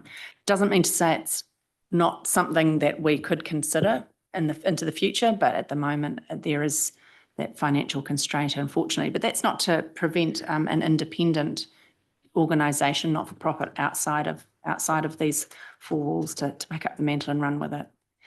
Lo, did you have something you wanted to add? Wanting to add that, the extended producer responsibility is absolutely critical. But what I would love to see is, we've had that in our submission, that we make a lot of these things mandatory rather than voluntary, that we go out there and say that we have to recycle. Have a look at Australia at this moment. E-waste recycling is compulsory. You cannot put e-waste into a landfill. This is what we need to do. We need to take a positive measure. Standing there and just leaving it voluntarily, that's what our submission said. And that's why I was so supportive. Thank you. Thanks, Lou. I think we're all in very strong agreement with the recommendation, and certainly not the least of which because it echoes and mirrors our own waste minimisation planning. So with that said, I am happy to move from the chair the recommendations as it appears on page 213 to receive Shelley's great report and to provide you with guidance in terms of the draft submission. Is that governance? Can I ask, do you think that is the right way to draft a recommendation? Considers the draft submission prepared by staff attached at Appendix 1 provides guidance for any amendments to the submission and authorises staff to make the final submission on council's behalf? I suppose it does. We've provided you with that feedback, which is all positive. So on that basis, I'm happy to move the two recommendations, and Claire will second that. Yeah, okay. That being the case, I'll put the motion. All those in favour say aye. Against? Carried. Fantastic. Thank you very much, team, for your work in that space. Moving on then to our next item, which is a submission on Predator Free 2050, feral cats. Mika, lovely to see you. And Wayne, the floor is yours.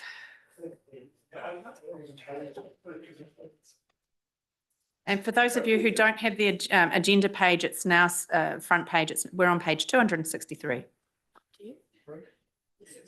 263. If you actually go out of diligent refresh and come back in, it should be there. For some reason it dropped off, but we're on page 263.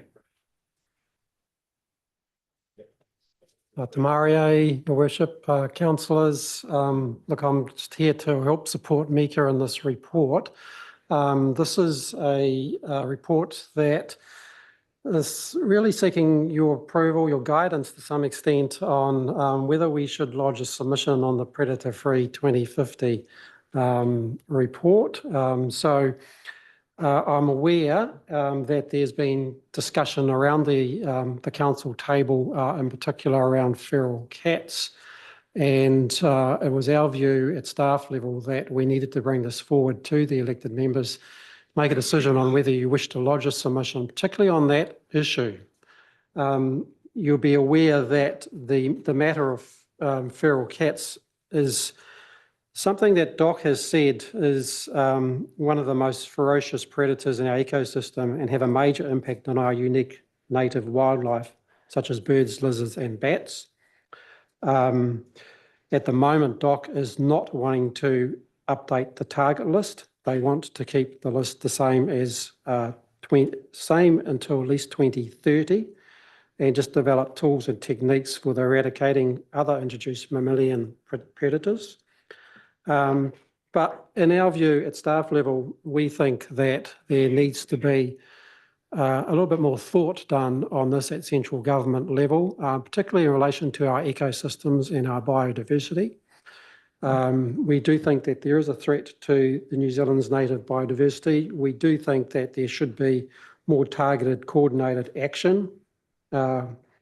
We do think that there should, at some point, be some legislative framework around this. At the moment, you're seeing, I guess, an uncoordinated approach, a lack of consistency, a number of councils that perhaps have introduced bylaws without the legislative mandate there. And that creates uncertainty and difficulty for councils to enforce. So not only do we have issues of feral cats in relation to our biodiversity, but we also have this issue being raised at a community level in some of our urban areas. So that's why we're sort of bringing the matter forward for your discussion, and whether you think it's appropriate for us to lodge a submission. Perhaps I'll just get Mika to just go through the detail of what we've said in the submission, and then we'll open up for discussion. So the submission essentially focuses on including feral cats to the National Target Species List, which currently does not include feral cats. Just to be clear, feral cats are cats that do not live among people and do not rely on them for welfare needs. The submission focuses on asking the Department of Conservation to have a national approach which is more effective than leaving local groups to deal with this issue unsupported, especially around something that can be as emotive as cats. And currently councils, like Wayne said, are sort of held back by only having the bylaw making powers for potentially enforcing, but this is expensive and a very limited enforcement power. So the submission just asks for cats to be included to support local groups through national legislation to help manage feral cats in their district. Thank you. Question for you before I open the floor for others. You mentioned, Wayne, that the Department of Conservation doesn't have an appetite until, was it 2030 or something? Why is that? And am I right in assuming it's because of cost? It's basically in their criteria, they rate cats as beyond the current capability of being eradicated, which is what being on the target species list means. Okay. Because it's tricky. It's hard to, they're hard to catch. There are social etiquettes around it. They're quite smart pests. So yeah, it's very tricky, and that's why they don't want to include them right now. And do they think that by 2030 somehow they will develop some cunning plan to catch cats better, or do they think the population will be somewhat more manageable, or are they just kicking cans down the road? And cats down the road, as the case may be. They're actively investigating ways of managing this pest. It's ongoing research. They just haven't cracked it yet. And so hence no appetite to put it on a hit list as of yet. Okay, cool. Thank you for that clarification. Roger, and then Marcus, because we know Marcus, the crazy cat guy, will have comments, and Claire. Yes, thank you, Madam Chair. And you've made the point just there, the difficulty in actually managing feral cats. And my concern is that, as with others, when there's a national mandate comes out that feral cats should be managed, that actually it's devolved down to the local authority and then becomes a cost that we have to absorb. And until they've got a method and some form of which that cost is going to be allocated, then I'd prefer us to see us leaving this at this stage. Recognise it's a problem, but I don't want yet another cost coming down on local government to provide the solution. Interesting perspective, those good old unfunded mandates, hey? Marcus, then Claire. Well, as a resident of the cat-infested Kiki, this is a real problem, and I can attest to that by having 5 kittens rescued from under my deck the other day. And my neighbour has recently, we've been on a bit of a mission, and he's got 13 cats so far from our little local neighbourhood that he's been getting desexed and rehomed. And it is just an absolute nuisance, and trying to find something to someone to deal with it. Apparently, you got to go to the SPCA. They're useless. They don't want to have anything to do with it because apparently there's definitions of cats. There's a feral cat and a stray cats, and there's I guess in the too hard basket. The number of cat rescues around. There's one in Te Amuru, but they only look after cats from Pataru and Tokoroa because there's just too many there, and they won't do cats in Te Amuru and Kiki. And yeah, we need to do, and I have banged on this for a long time, but so I fully support this submission. I think it's fantastic. Yeah, we need to do something about it. That sounds very catist in terms of your town of origin. Anyway, Claire and then Dale Marie. Yeah, thank you. I'd also like to strongly support the submission as it stands to try and get feral cats added to the pest list. I'm coming from my rural background and community environmental work. So I hear from my rural constituents that they are always having dumped cats, feral cats, left on their property. Yeah, and they really don't have tools to manage them at all. And with community conservation efforts to protect native biodiversity, we are seeing the impact of feral cats on that. So I am making a distinction between domestic cats. There is a way to differentiate, and it's the feral cats that I'm wanting to see better controls over, because I'm a cat lover too. I do have my own pet cat that is microchipped and desexed, and she's lovely. But I'm thinking about those ones that are in the wild and are just devastating, our native biodiversity. I do understand, actually, I had a recent conversation with our MP, Barbara Kuriga, and I understand that there is also a move afoot at Parliament, to try and get some sort of cross-party support to get some action on managing feral cats better. So that also might be an avenue that opens up. But in the meantime, I'm very happy to see this and support it. Thank you. Dale Marie. Coattailing over there. We sit in the Golden Triangle, what I call the Tokotoro Tapu, Maungatautiri, Pirongia, Kakepuku, and we try desperately in here to support those maunga. So I'm not telling this issues, by the way. I'm just saying this in public, and I support what is said. This isn't against our domestic cats. This is against the problem we have ferally that are really affecting our rural areas. So I support that, and I'll go even further. I'll move the motion for option 1. Kia ora. Absolutely, Roger. Turn your speaker on though, please. Thank you. No, I'm in 2 minds. I mean, I can understand the feral cat problem. Is there a way in which we can actually support this and yet stipulate that it should not fall back onto local authorities to bear the cost and the administration of such a change? Wayne?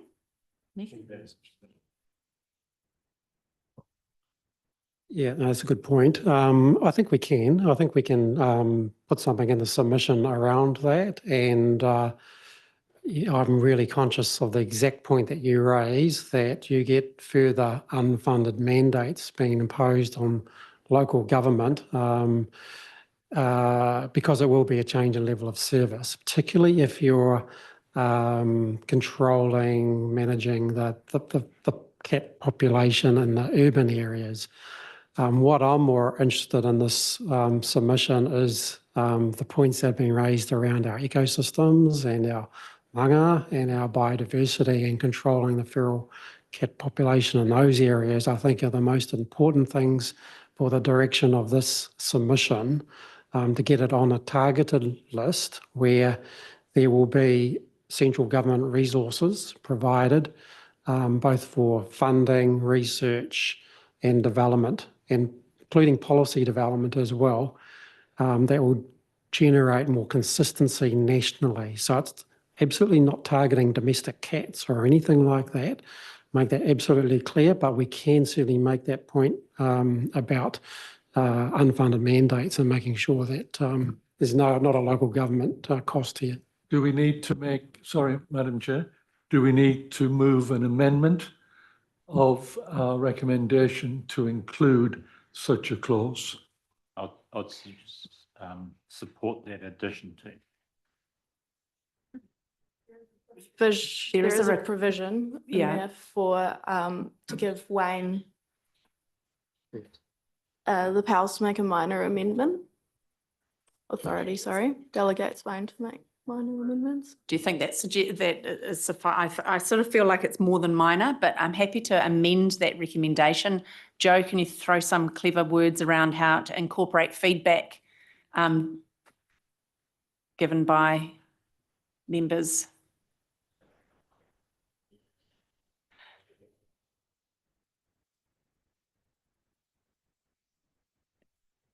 Yeah, okay. Joe will pull something together. Thank you for not pussyfooting around that issue, Roger. I really appreciate that. Mike. Yeah, well done, Roger. Hey, Gareth Morgan would be very happy with this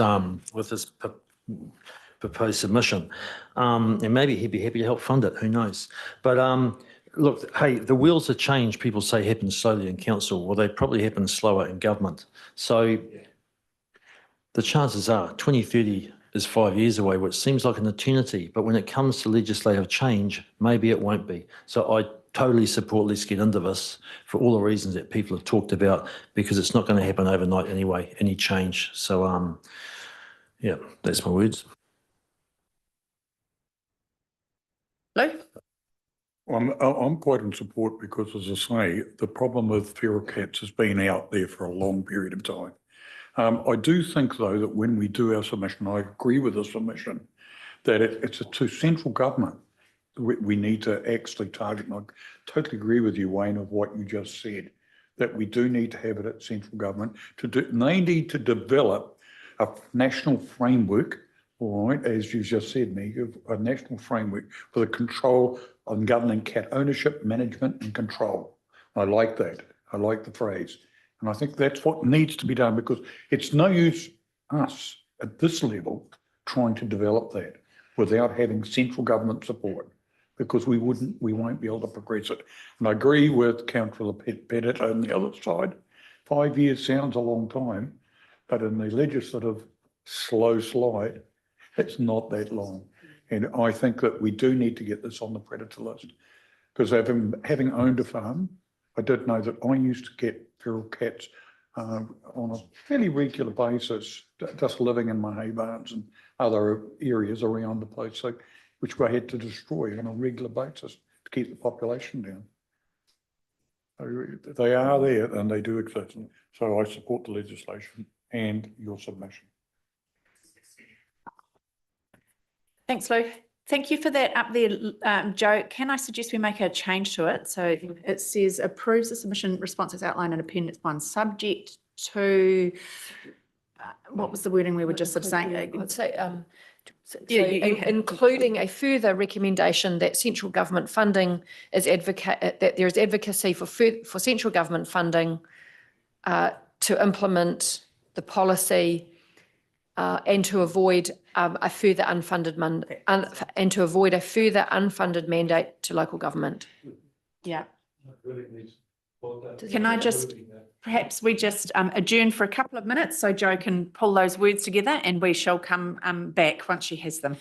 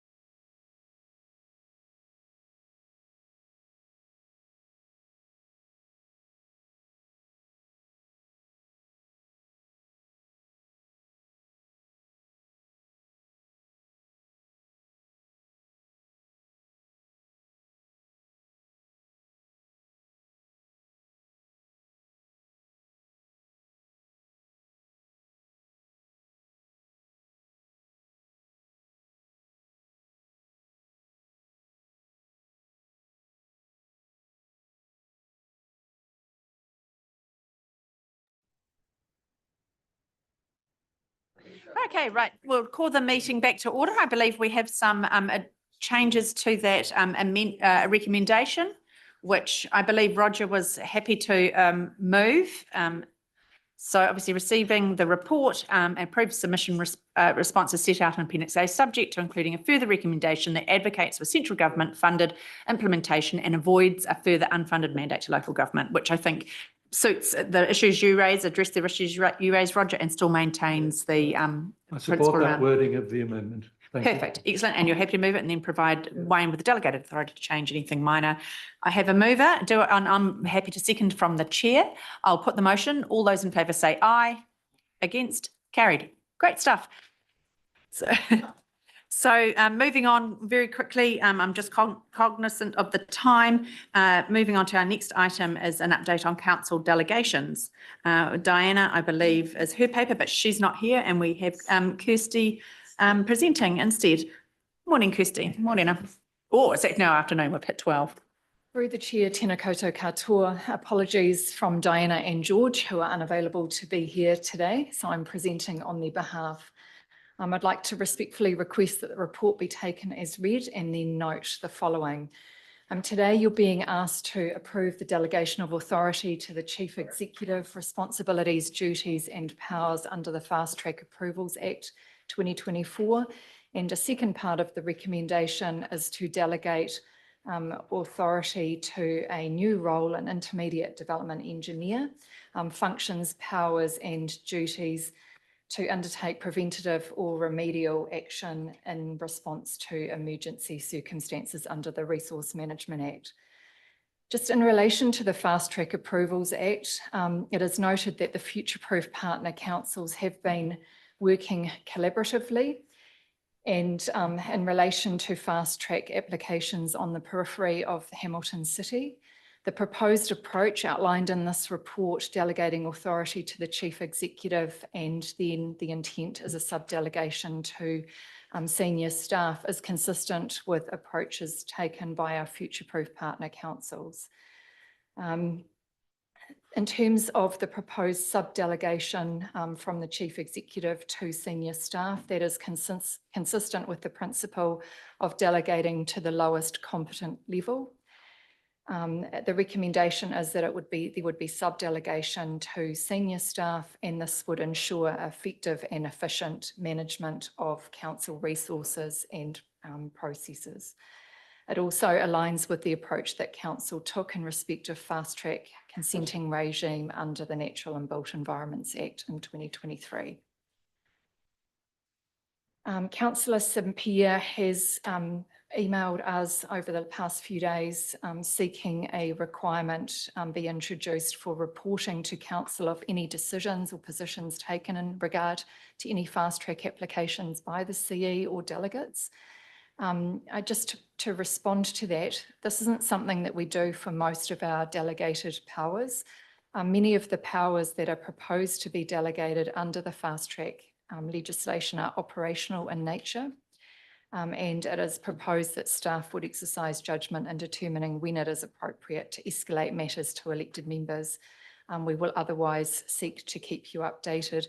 And just by way of example, note that there is an update report that is on the fast track process and applications that is being presented to the Strategic Planning and Policy Committee at its meeting on the 4th of June. Thank you. I'm happy to respond to any questions that you may have. Thanks, Kirsty. I think Steph had something to add to that, and then your questions, Claire. Just for context sake for elected members, this has been the subject of a lot of discussion at the CE's group at Future Proof, because the fast track consenting process is creating a huge amount of work. And we need to be consistent across our Future Proof councils in the way that we respond. And this is welcome to our new world. Things are moving at pace far faster than we have seen before, perhaps with the exception of COVID, when things came through at a great rate of knots. But this government's working at pace. We need to have systems in place that respond and enable us to be responsive in terms of our aspirations, but also in terms of our partnership with other councils through Future Proof. So the proposal is one that's been well thought out and agreed at CE level, and we will all obviously hold a great interest in each of these consents and report as responsively as we can. But what's the word I'm looking for, Claire? I preempt that sort of just with this kind of heads up that things are moving at pace, and we'll report, we'll keep you posted, but it's the brave new world, unfortunately. So I just want to assure you that this is consistent with our sister councils in Future Proof. Thanks for that clarification, Steph. Claire. Yeah, thanks. So I'm not going to get into that debate, but I was really pleased to hear what Kirsty said about that's the intention, and I'm perfectly okay about not having operational stuff, but definitely anything with your judgment that needs to be brought to council is a good idea too, because, you know, some of these, for me, these projects are large scale and they have huge impacts for part of our communities and things like that. So I was just seeking an assurance that would happen, because, you know, the soon as staff are determining what position we should take or what form this is going to look like here, I just love the elected members, to be across that as soon as we could. Yeah, cool. So appreciate that. Thank you. So on that note, Lou? I'm very supportive of it. Just one of the things I'd like to see included in the schedules is actually having the Emergency Management or Civil Defence Act, actually having a recognition of that within this for resilience by the whole tribe or the whole tribal entity, because it's something we're trying to build, and it comes through us as well. Because as territorial authorities will take this over, I feel this is a very important thing to actually build a relationship and infrastructure. So we would look at probably Schedule 10 or Schedule 9, other statutory processes or resourcing and capacity building, and put resilience and actually mention not just the Resource Management Act, but also the Emergency Management Act. Through the chair, with respect, Councillor Brown, I think your comments relate to the next item on the agenda, which is the report on the Tinihini Henui Joint Management Agreement schedule. So we can pick that up then. Thank you. Yeah, no, thanks. Great. No, there being no further discussion, do I have somebody who's happy to move it? You're going to move it for me, Mike, and Lou will second the recommendations as they appear on page 269. I'll put the motion then. All those in favour say aye. Aye. Against? Carried. Great.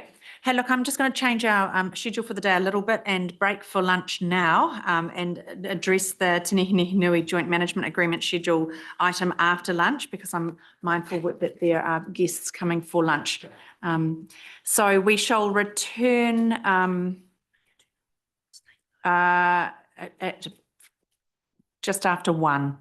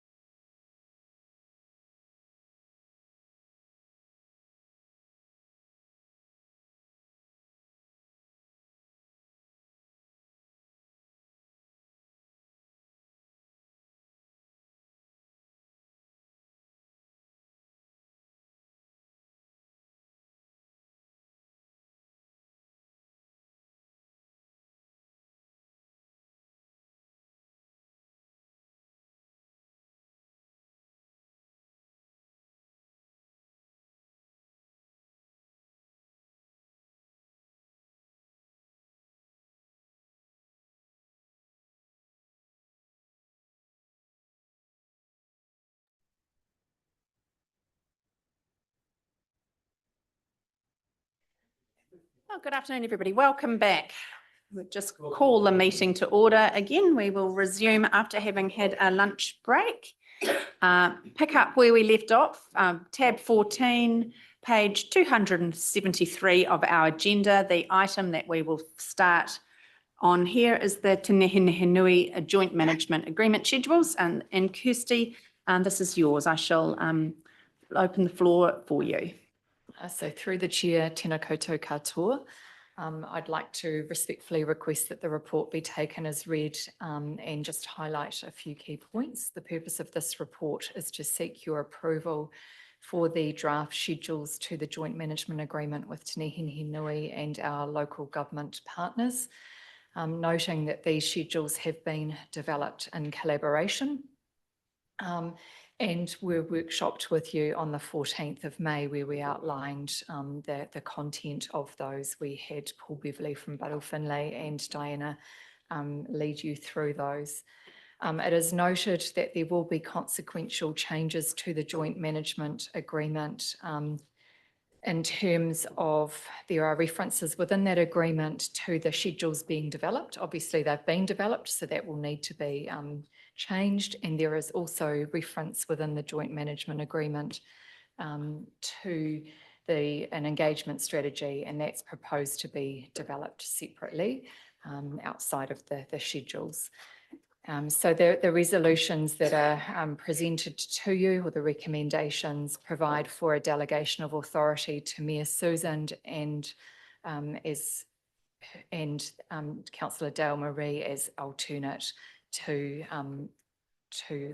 provide approval for those amendments to the schedules and any consequential amendments to the joint management agreement itself.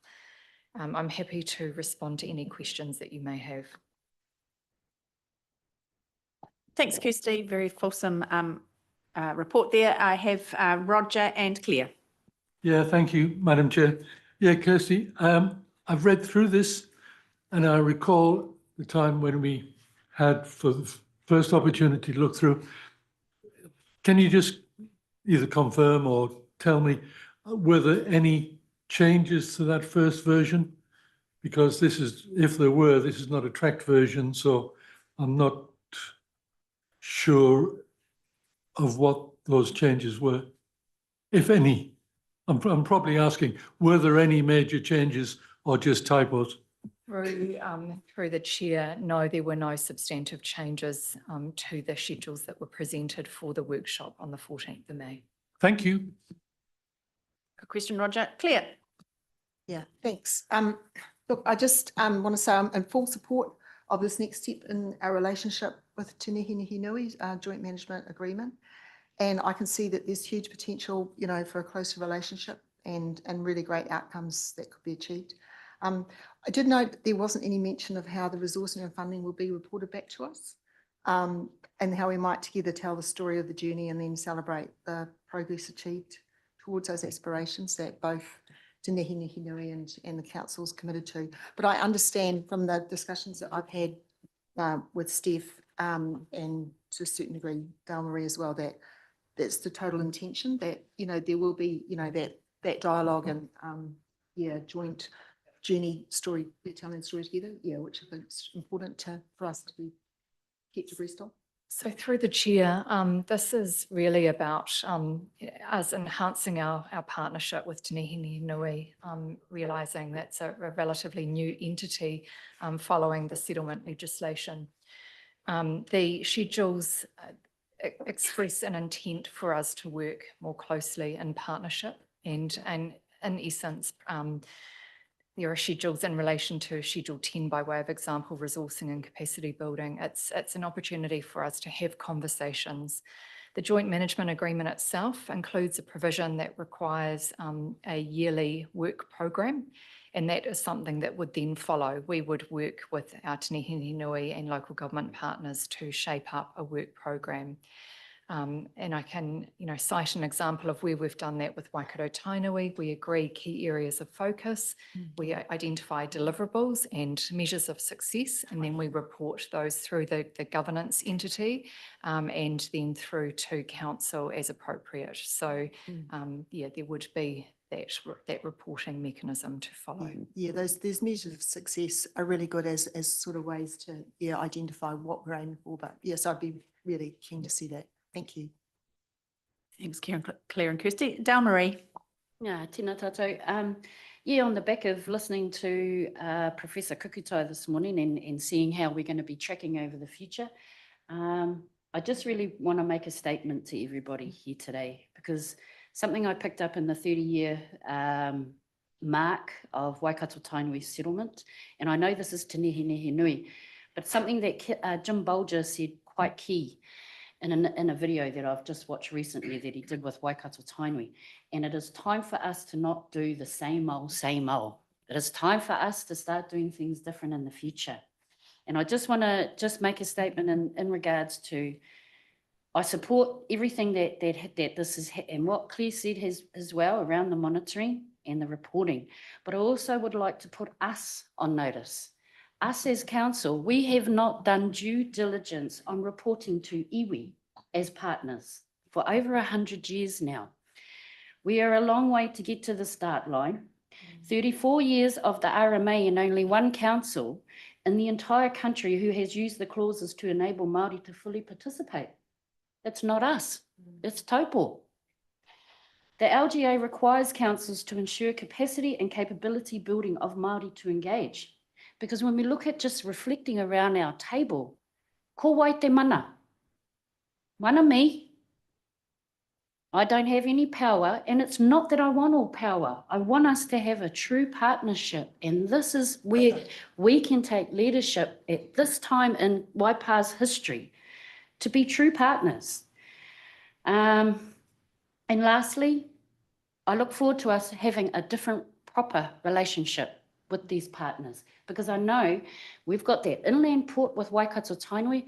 We don't even know what our relationship's going to be with Te Nehi Nehi Nui really, and what the magic can be from that end of Tainui Waka. So I applaud you all, and I applaud the Kaimahi for getting this far with Te Nehi Nehi Nui. I think this is a chance for us to show leadership and show real change. Tēnā tātou. Kia ora, Dale. Thank you. Points very well made and resonate very clearly, I think, in all of our ears, particularly given the conversations we were having earlier today with the Professor. And that's before you even start looking at jurisprudential obligations and what is the right thing to do. So thank you for sharing your thinking with us. It's critical that we hear that. So on the assumption that there is no further discussion in respect to the recommendations that are appearing, I better not move because it's delegating authority to me, and neither should you, Dale Marie, because delegating authority to you as my alternate. So it's probably best practice we step out of that. Marcus, are you happy to move that for us? And Mike Pettit, you will second that for us. I will therefore put the motion. All those in favour say aye. Against? Carried. Excellent. Thank you. Thank you, Kirsty. Kia ora, Kirsty.